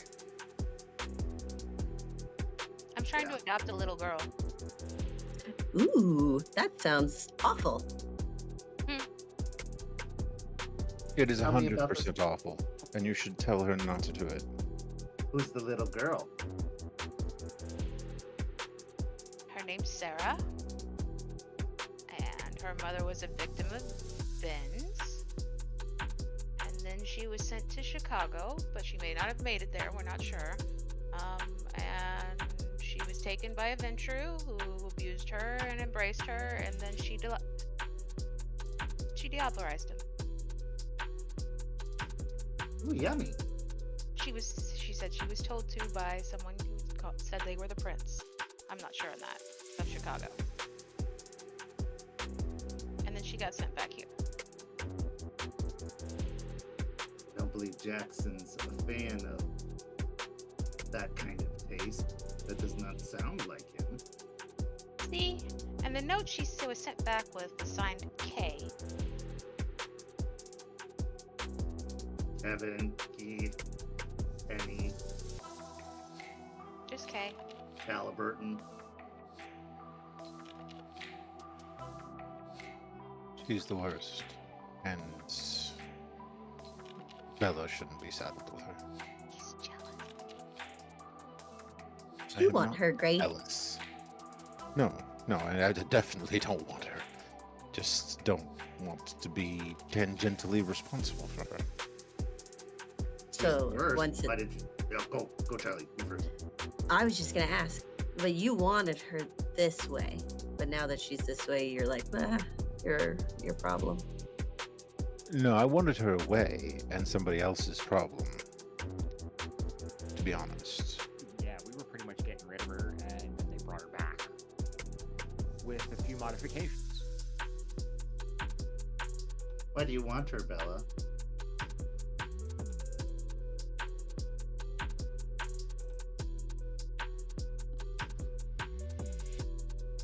She's like me. One of the pieces.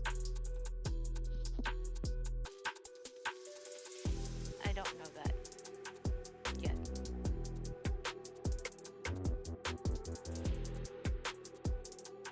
So what would happen? She's just gonna follow you around and like. Well, I was No. gonna teach her, you know, the ways, because they taught her absolutely nothing. Like, kind of like last night. Oh, so okay. So if you take her, then she's also my responsibility. Oh, Probably, yes. Okay. So if it does work out, because this is none of my business, you do what you want to do. If it doesn't work out, you run away with the kid, you kill the kid, you do whatever you got to do, but just don't make it my problem, okay? deal. Does this mean I'm gonna be a grandpa? Grandpa, uncle, Grunkle? Grunkle, yeah. Technically stepbrother. Step. Okay. Why are you so worried, Gray? What about this one is problematic? Because she's never going to get older. And eventually it's going to she'll just splinter onto the weight. And I don't think she's going to handle it well. Well, I mean, there are some in Eastern Europe who could do something about that, but there's still something left. There are.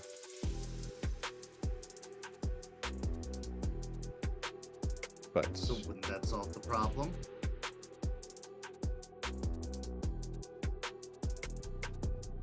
it's not a problem that's easily solved. Al, didn't you tell me that there was a small one that was somewhere, Chicago or something? Like a small one that was doing just fine for a while. Well, there was that baby one that was. Oh, yes. There are a few small ones, honestly, all over the world. A lot of them older than even me. But fixing the shape of the body doesn't necessarily fix the dissonance in the mind. That's what we do. We She's fix not- them. She's not like us. No, but just like our dear Nicholas will find out, if you go in and do some redecorating, it tends to solve the problem for a while. For a while. And Well, then as long as you have breaks. constant maintenance, then it won't be a problem. I think that's Nick's problem is he didn't have maintenance, so it got a little wishy-washy in there. Oh, they did a very, very good job. Just some of the pipes are starting to leak. Well, you're sure about this, Bella? This one specifically? Yes. We can get you a puppy. If you want a puppy, we can get you a puppy. Nah. I want this one. You'd be better off with a puppy. Why this one, Bella? Why specifically this one?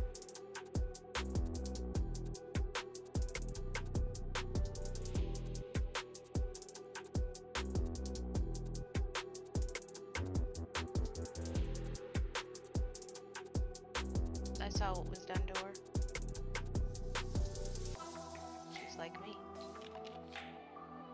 Is she another piece? I don't know. But might also be useful to have, you know, a venture who kind of looks up to you in the future. That's honestly the first reasonable thing I heard you say. But they I only stay have, under a thumb for so long. They always find their way out until they become the thumb. It's in their blood.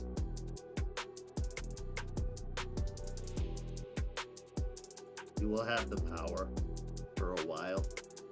Maybe a decade, couple decades if you're lucky, maybe even a century. But they will find their way out. That's what they do. So you'd always have to be ready for them to take the crown and scepter. They can't help it. Well, it's not a problem if they become the thumb, if Bella's the hand. But she's not one of them. The reason they're the hand is because they're controlled by the blood. That's how No. they assert dominance. They're the thumb that puts pressure. The hand is what puppeteers. Yes, but the hand is usually the older kings and queens. We're in a weird city.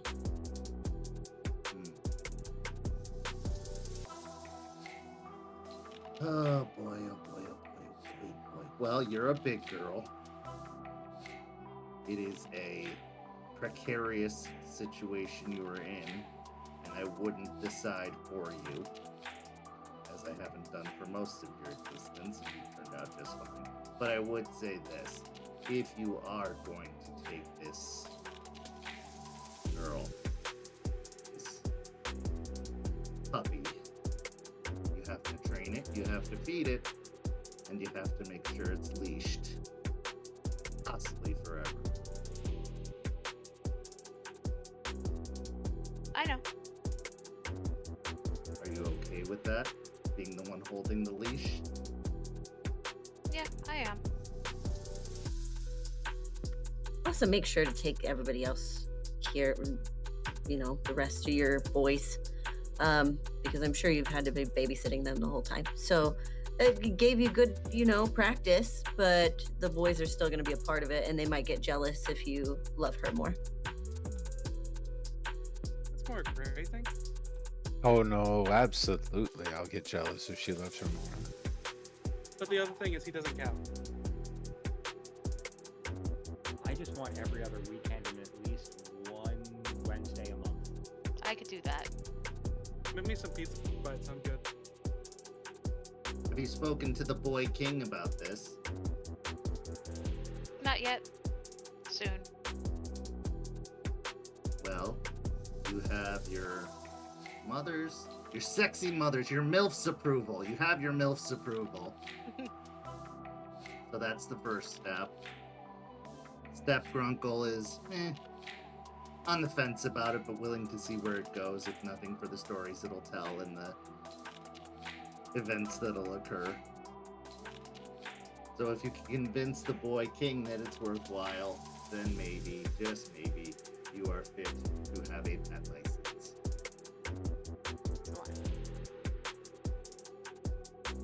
But I would listen to Gray.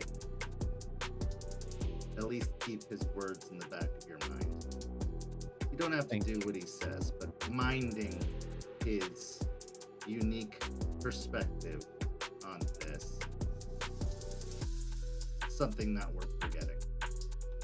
No one ever does what I say anyway, so. They don't have to do what you say, they just have to remember that you said it.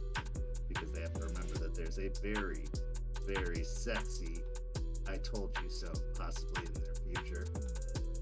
If they're lucky enough to hear it. Thank you. But I think we These are should. just for ages. I think we should let them go because two Toreadors in the room. You've been saying sexy a lot, and I think it's like really getting Oh, to you.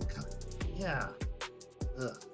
I haven't visited Carmen in a few days, so it's, I'm sorry, I can't turn this off. I wouldn't ask you to. Anyway, good point, Charlie. Wonderful. So many new and wonderful things were learned tonight. It has been an eventful week, and yes, go get your boy King's permission, and I look forward to meeting the young one and seeing if we can do snack treats and tricks and whatnot. Okay. Bye! Bye. Good night.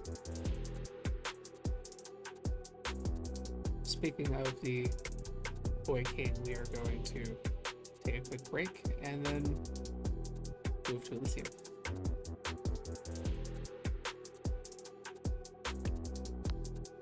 We now move to the Elysium grounds.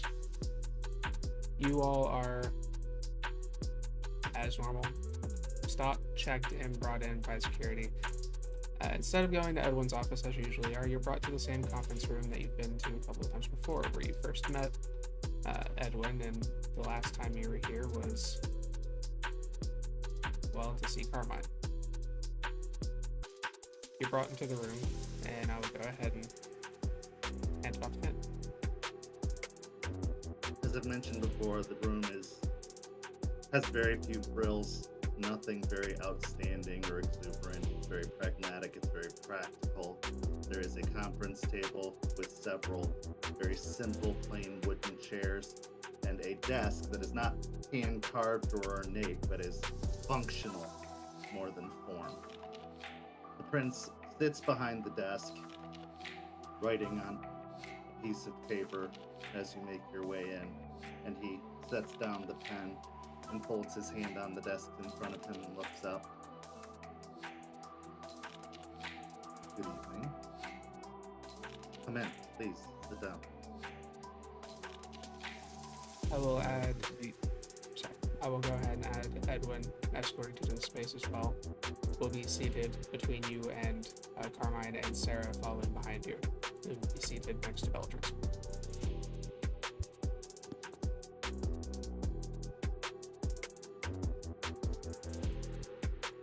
Sarah, welcome back to St. Petersburg. A lot sooner than I expected you. Thank you, sir.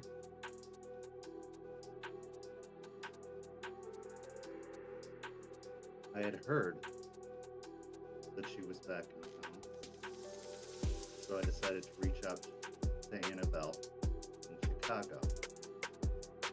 Turns out she never arrived. Would like to explain?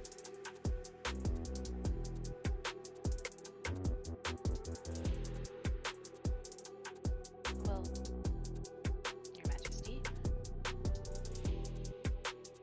it seems Prince is that fine. well, Prince, it seems that she might have been taken before she arrived in Chicago. I'll pull the letter out. She came back with this. He'll look to Edwin to take the paper. Or whatever is being handed over. Yeah, for him to take it? Okay, so yeah, he reaches over, he takes it. No seals or anything of that nature, just a handwritten note. She is your problem now, signed K.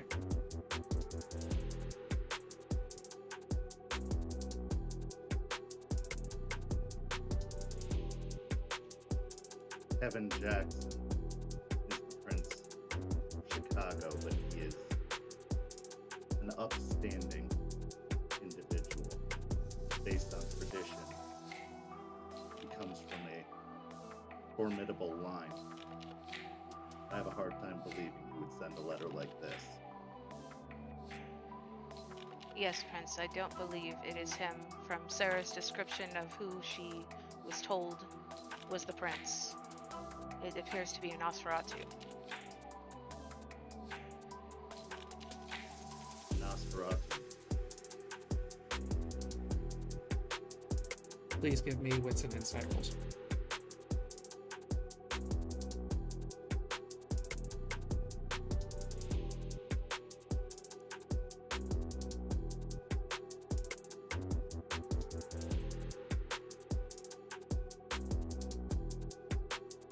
I'm going to spend a willpower.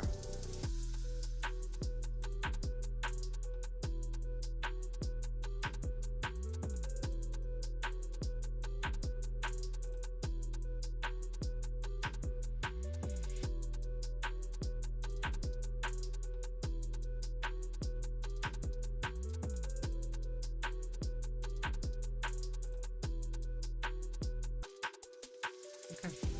All four of you notice at the mention of Nosferatu, there is a very slight wince on Edwin's face, as well as his gloved hand kind of tightening into a fist for a moment before relaxing as he regains his composure. May continue. From what she has told me and what I have seen in a vision of her sire, seems she was taken, or she was given to a Ventru to serve. And after a time she displeased him, he embraced her.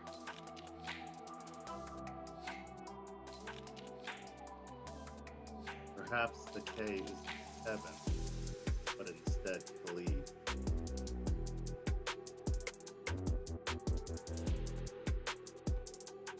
Which means he likely didn't want Kevin finding out about this.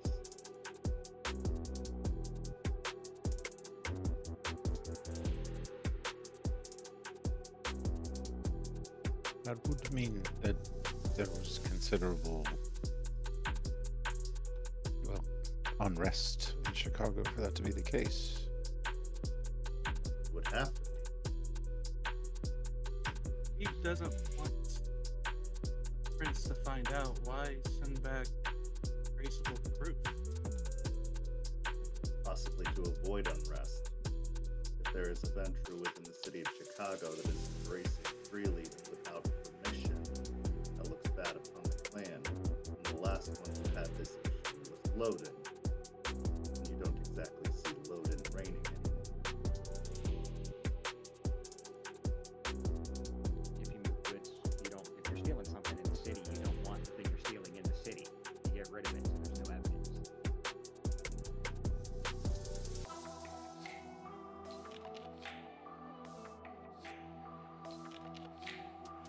The business of Chicago isn't necessarily for us to be probing in, especially after recent events. It's quite likely other cities will have already heard word of what happened here just this week. Don't look to stir the hornet's nest with them. However, I need more information about this, as this is our problem now. Sir, I would like to say that from what she said, her sire is dead.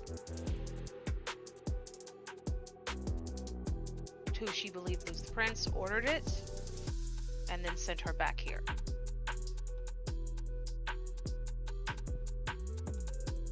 How did he die, Sarah?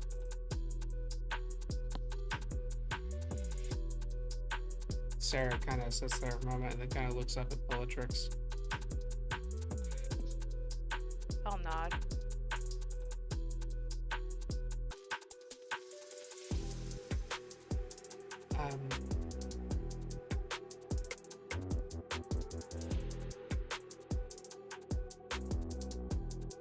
I was brought before him, and we were in this dark room, and my sire was brought into the room as well. Except he was, he had a stake in his chest. And I guess not the prince, whoever that was, ordered me to feed from him.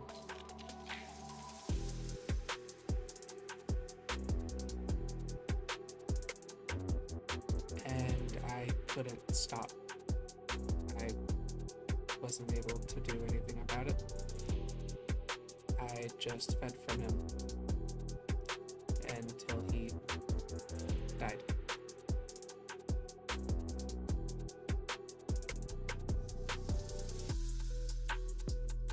Did you drink the last drop and stop, or did you keep going?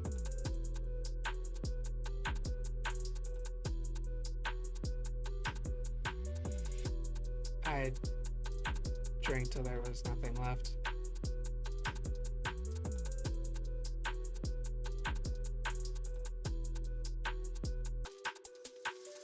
Carmine uses aura sight, will he see the black veins of true diablerie? He will.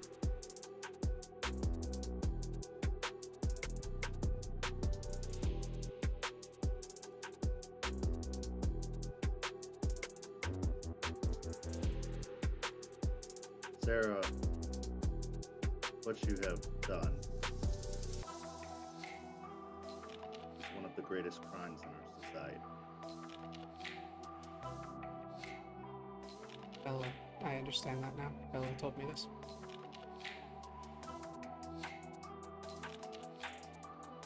For a prince to order such a thing is very unorthodox outside of a blood hunt. From what I can tell, this was no blood hunt. These could be the tools of the Sabbat or some ravenous blood cult.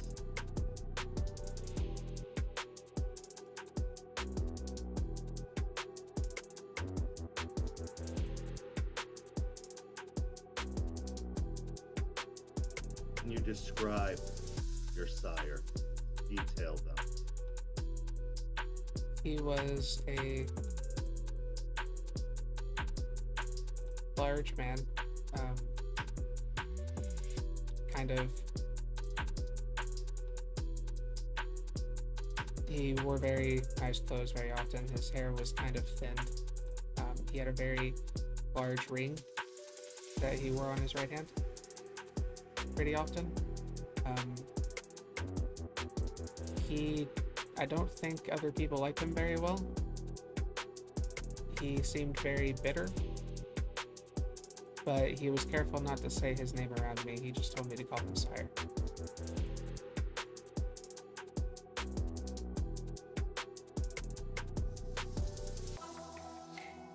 Could you describe the ring? Give me a moment.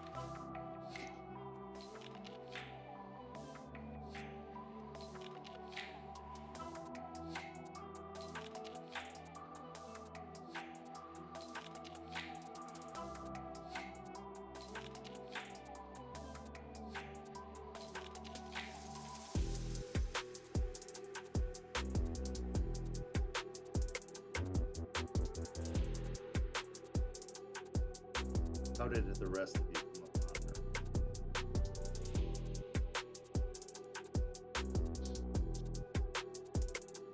She sent us a message to meet her in the place Ben had kept her.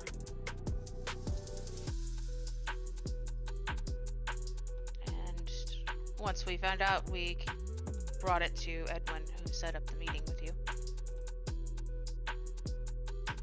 How did she have your contact information?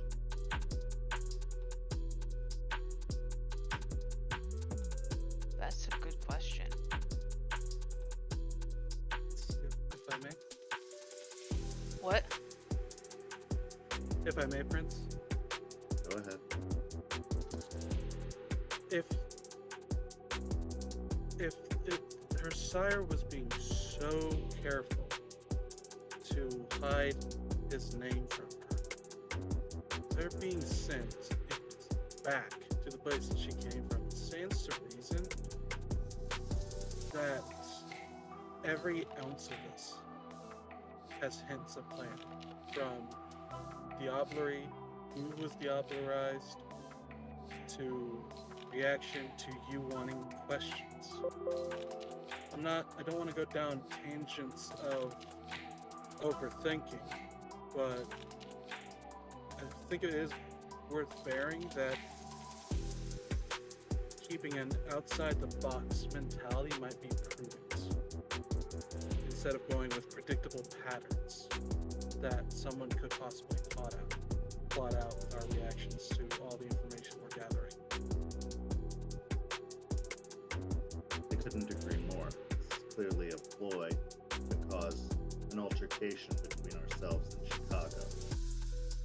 They wouldn't need the subterfuge of a single initial, calling it our problem. That is predictably expecting a reaction from us. And the fact that it comes from Hey, at believe they're trying to make us believe that it's Kevin Jackson, the prince, rather than Annabelle, who was the only other person involved in this particular arrangement. Now the concern becomes, how did they know about her transport? How did they know about the arrangement? And why did they interfere? Sarah, describe the ring for Bellatrix, if you would. I can't find a formal description for it, but basically it's a signet that would be closely tied to Odin. However, the thing that she describes kind of creates like a sign of some kind of personalization. An S kind of intricately placed into the ring. Anybody who would like can give me, or with context of Chicago, can give me a politics roll, intelligence politics.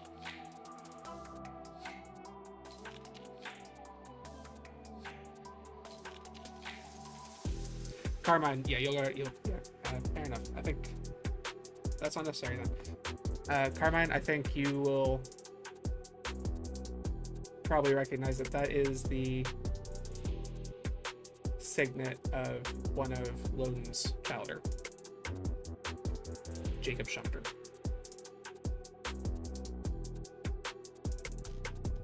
Was this one of Lode's disgraced chowder? Yes.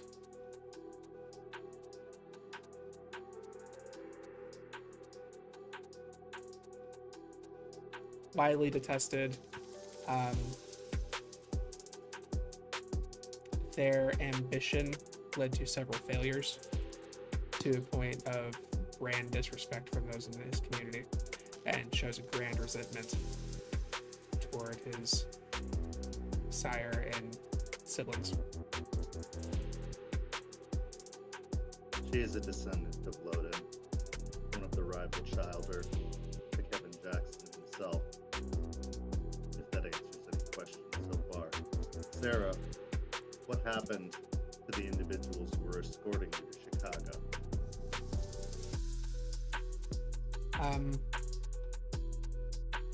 When we were getting moved, I was in a van. We started driving to, I'm not really sure where we were driving. They were just taking me to another location. When the car stopped for a while, and I heard some voices outside, and then it got quiet for a bit. Someone got in the back of the van with me, dressed up in the same clothes as the people that were bringing me there. I didn't recognize them, but they said everything was fine, and we kept moving. I went to sleep, and when I woke up, I was told we were already there. And when you woke up, where exactly were you? Describe the facility. I didn't get to see it from the outside. I woke up and I was already in a room that looks like it was, it just looked like a bedroom, just very cold and dark. I was in there for a couple of days, as I was told that I would be brought to meet somebody soon. After a couple of days, that's when I was brought to a very dark room where somebody was talking to me, but they wouldn't come into the light. I found out later this was the person who claimed to be the prince when I saw them the day I did what I did.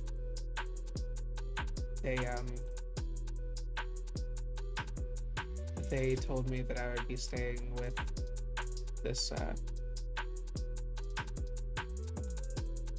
person that you're talking about, my sire. They told me I'd be staying with them, and he took me to wherever he was staying, and he basically just had me tending to whatever he needed. Anytime I messed up or did something wrong, there was a punishment, and finally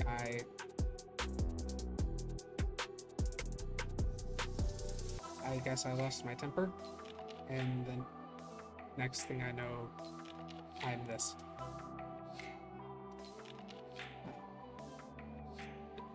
very shortly after that.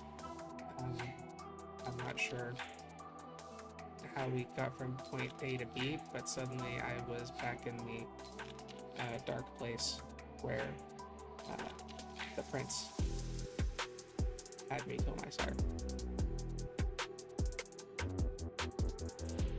How did you get back here? After I finished, he stepped into the light, and that's when I saw the large ears, and it looked like a weird bat.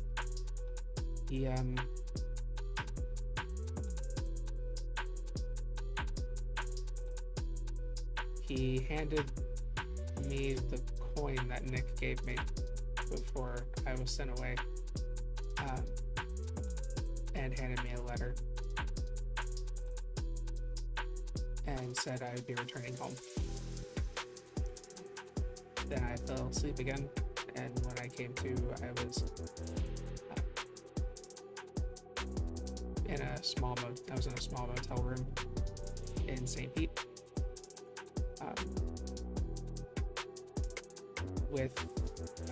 there was a person that kind of helped me acclimate into the city for a couple of days, and then they left and just kind of left me to do whatever. So I thought maybe I would try to find them, because they were the last people that helped me. You described them. The person who helped me? Yes.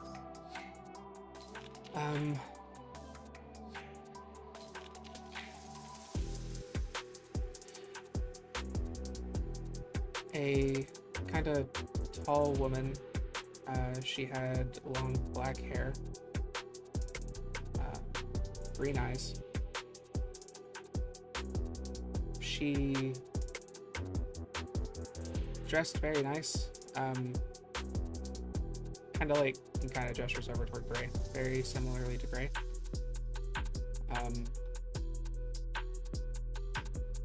But I think her name was Emily, or at least that's what I was calling her. But she only helped me for a couple days, and then she was gone. Was she one of us?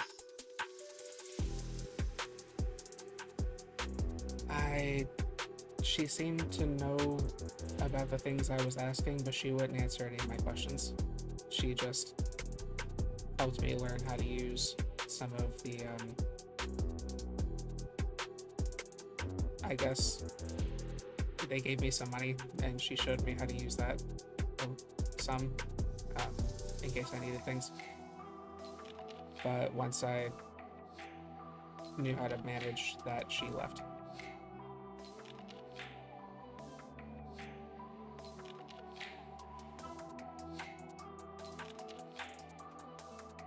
There's some interesting information in the things you said. The fact that a Nosferatu will claim his day, show themselves to you like the prince and not try to disguise themselves in a fashion tells me that this is likely not the work of the lead. Perhaps another Nosferatu from the area. Perhaps an imposter. Prince? If I may ask a question of Sarah. Sarah, I hate to ask you to remember this, but within your time with him, the Ventru, were there times that he blamed you for something that you clearly hadn't done, or that are like he expected to happen? Or more specifically, when you had to diablerize him, did it seem like he knew it was coming all along? No, wrong questioning. Did it seem like he had prepared for it? I know it's hard to make anything out from that, but Said he was staked, so it's unlikely that he had any awareness or knowledge of what was happening to him, other than what one would see and feel when in that position. True, but my prince, if I may ask this, when one is diablerized, does not, if the theory of its the transference of the soul is true, doesn't it also possibly transfer thoughts and recent memories, things like that? A fair assessment. I have never followed the practice myself, so I could not say for certain. But from what I have learned and what I have researched, I believe the question you are asking, Sarah, other than when you have gone far too long without feeding, have you had any unusual impulses, urges, memories, thoughts, dreams? I do sometimes have memories that aren't mine, and I sometimes get angrier than I think I ought to.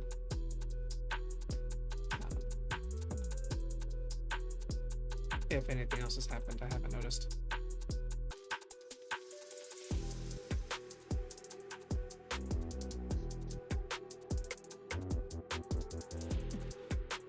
Regardless of what the intentions were, this is a harassment of our city.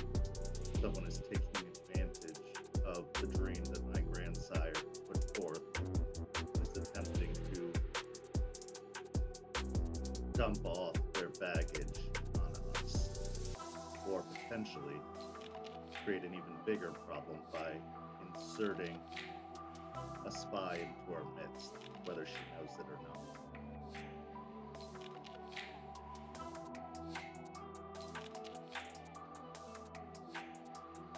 You have been working for the Keeper for some time. I'd like you to look into this, find out who is harassing our city and deal with them. Get to the bottom of this. During this investigation, I'd like you to also keep a detailed record of these feelings, dreams, urges that Sarah is having. Perhaps they can give you some insight, some information. However, there is the matter of what is to be done with Sarah once this is over. Her embrace, the interruption of the process of her transfer is in direct defiance of what was ordered and agreed upon. And that was the mercy I had to offer at the time.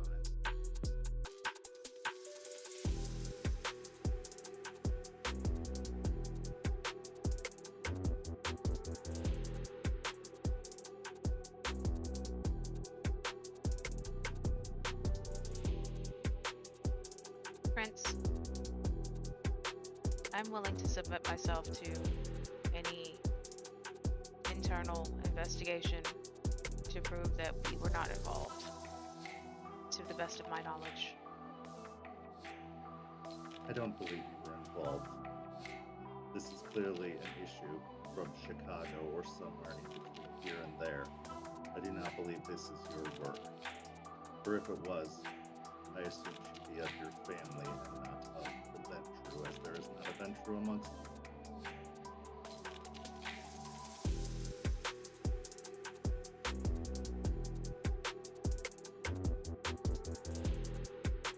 I am willing. Go ahead. I'm willing to take accounting for her after this is over, if you approve.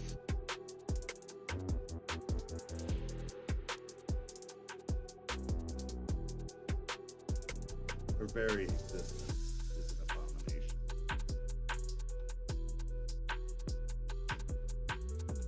According to some yesterday, so is the existence of the newly allowed kindred in the city.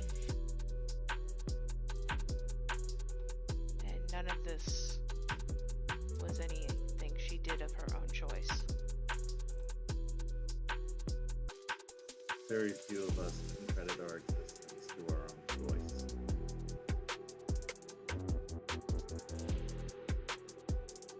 If I may, Prince, Mr. Novak. cut my eyes at Bella in the back. I don't think it's fair to compare the situation to what was decided yesterday. However, there is precedent for forgiveness, especially in a situation like this. I believe if you reach out to Prince Villon, you could exchange notes with him. In 2015, he faced a similar situation.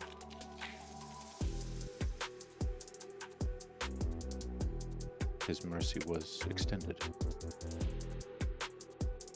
We extended quite our fair share of mercy in the 2 years this city has been in existence.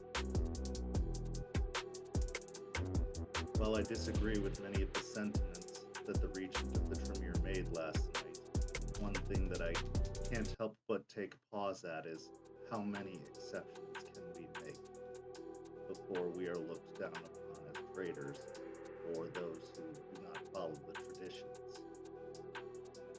However, she was not embraced here, not that we know of.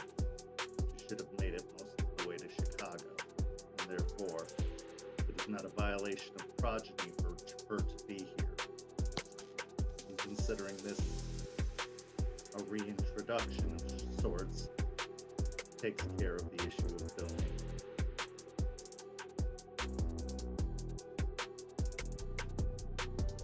You wish to take accounting for her, Bella. Yes, sir. Why?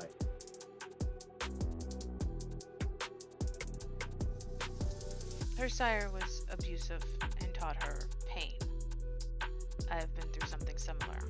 I want to teach her in a way that isn't just pain and control.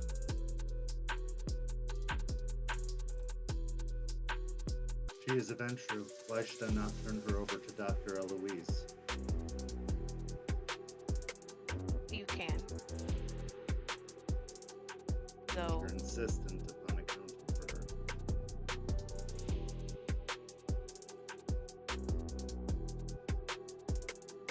for some reason we're involved in this.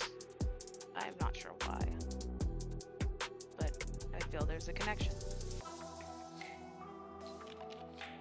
In both of the situations you brought before me, there have been Nosferatu involved. There is likely a connection there. That this girl, Sarah, is involved furthers that connection.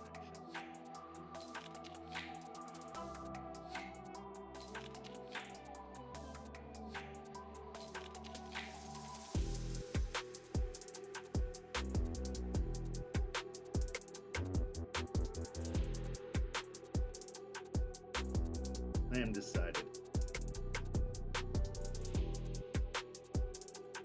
Figure out who is harassing the city. Stop them from creating further disturbances. Watch after the girl and show me that you are capable of a limited accounting until this issue is resolved. If it is resolved properly, and she has shown extensive knowledge of what it is to be kindred and what practices we follow, that she can abide by our laws and observe the masquerade.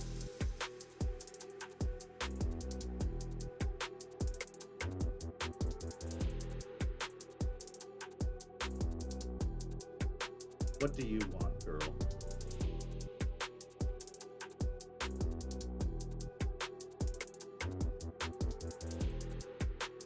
I didn't have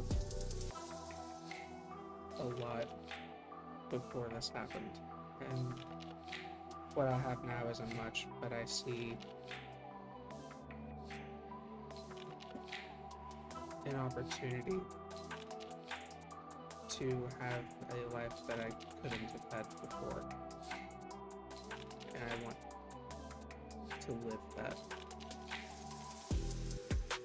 if I can. You realize the limitations that you were under being so young, something that I had hoped to prevent by sending you to Chicago?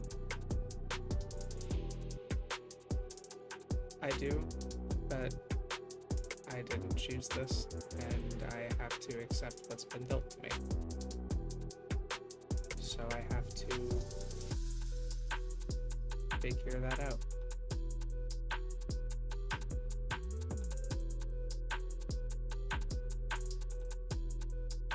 Very well. You will all look into and resolve this issue. Find out who is harassing us. Deal with them. And at the end of that span of time, Sarah, I will ask you again if you are certain that this is the life you desire, knowing the limitations of living in the world of it, realizing that you are a predator, potentially even a monster, that you will never experience the joys of humanity again. You will never mature. You will never age. You will never grow. If you still want this, after this process is concluded, if Bellatrix proves herself to be a capable mentor and adopted sire, I will consider that enough. But if at the end, you decide this isn't what you want, I promise it will be quick and painless.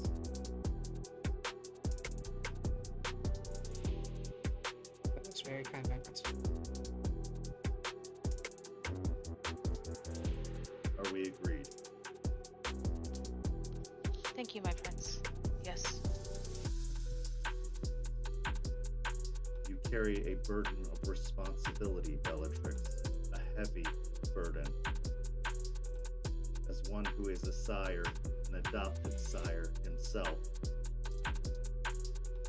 you must understand you have a great deal of responsibility. If you are the one to be responsible for Sarah, every mistake, any mistake she makes falls on you.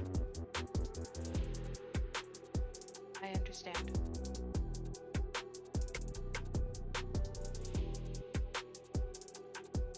Very good.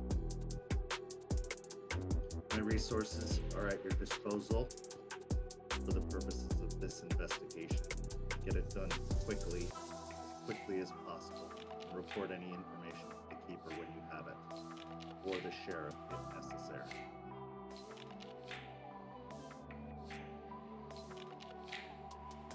Be wary of calling upon the resources of the Tremere. That situation has become complicated, to say the very least.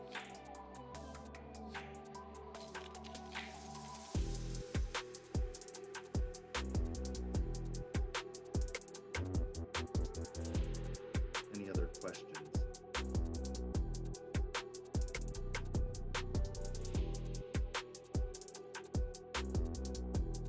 Everyone speaks up. My prince, when they leave, there's something that I may need to discuss with you after they have left, something that's come to my attention in the past couple of days. Very well. Thank you, all of you. You are dismissed. Thank you. Thank you. As these dismissals are happening, Nick.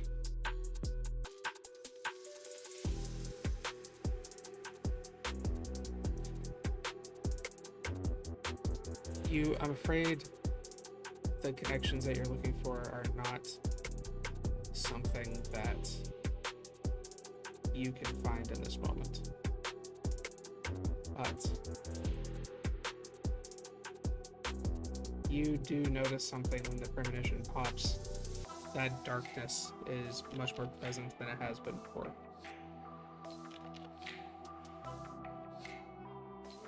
And you come across what appears to be another little veil.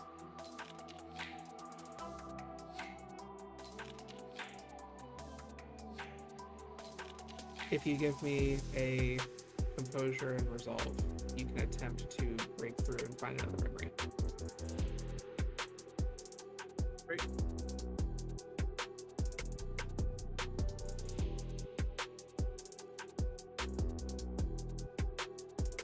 Great. I'd say that since he's trying to break through, tempered will won't go here.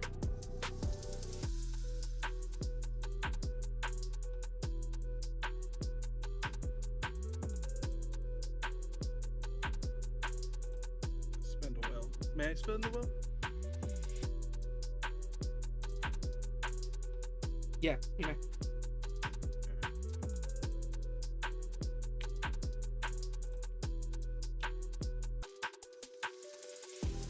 I want them two. How much? Just two. Just 2. You don't get the full memory, but you do hear a word that you recognize. The name Carlisle.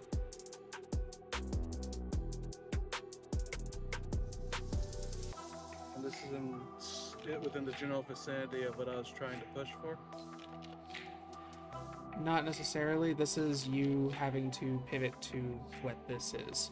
You know what? Actually, I will give you this. You don't have the memory, but you learn the full name, Lyndon Carlisle. Then Carlisle. In the premonition. That kind of phase ends. You all are brought out of the Elysium grounds, brought back to what is on everybody's minds as you are leaving the premises. Bellatrix. Satisfaction, that went as well as it could have gone, honestly, given the weird circumstances. He could have, in all rights, just killed her right there and cut all ties to what was going on, so it actually went really well, in Bella's opinion. She will look over to Gray and be like, "You spoke up, I didn't expect you to." Is important to you.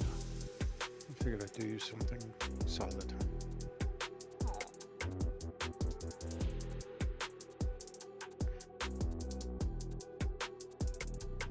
Right. Sarah's worse off than I thought. And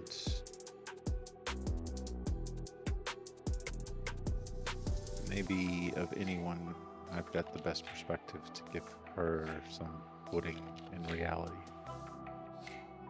And that sucks.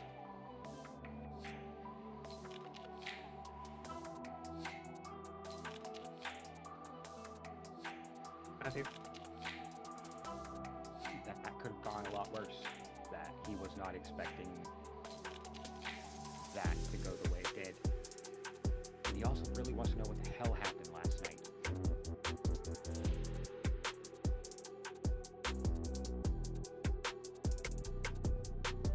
And Nicholas. Nick, as he's walking the others, he's tuned out almost completely at this point. Just tapping coin. On top of the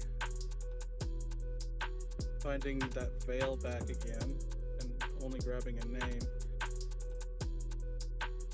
He's also churning through how much of this is a setup and are we falling into it? Am I falling, like, between Al, between Edwin, between whatever's going on with Sarah? He is deeply disturbed, but there's an odd sense of joy that he can't place.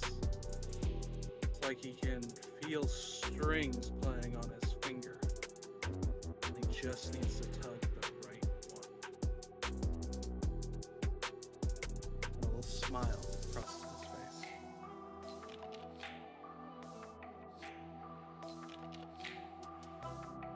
As you all leave, I'm going to say you're heading to the Ascent to wrap up the evening. When you arrive, Gray, you receive a text that just looks like it has copy and pasted words from an article.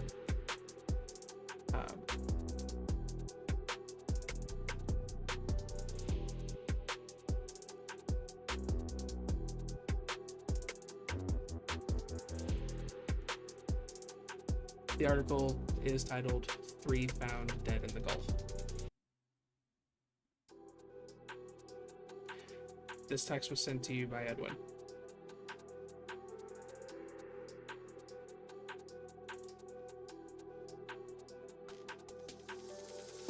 Go meet Jarvis Corwin. That is where we'll end the session. But before we go, we cut back to Elysium as your coterie has left the grounds. Edwin turns over to Carmine. I couldn't say very much in the meeting, but I do believe there is possibly some connection between myself and these people from Chicago. They came to me, the coterie, the other day, and told me that these individuals, they've captured somebody close to Matthew. And in exchange for them, they want me. When I was establishing my organization, I did spend some time in Chicago. I never had any confrontation with the lead, but there could be some people I might have pissed off. And I wanted to bring that to your attention, but I will help them to resolve this problem. I won't let this become a problem in the city. How much do they know about your association with business dealings? They shouldn't have known much. I'm surprised they found Edwin Kane. They shouldn't have been able to get this close to me, but it seems they have. The coterie? The coterie doesn't. I think the coterie has some concerns, maybe, but I think that's because these individuals keep knocking at the door. But I think they are aware of who I am, and I think they know the coterie works for me, and I think they're trying to use them to get close to me. Mr. Kane, you understand the only reason this arrangement exists is because there isn't interference between your other dealings and this. It hasn't been so far, and as I said, I will make sure that it doesn't become any further of a problem. If that makes sense. I won't have your problems becoming the city's problems. I won't have it. Very good. He bows his head, and he takes his leave. Thank you very much for tagging along for this story so far. We will see you on the next chapter.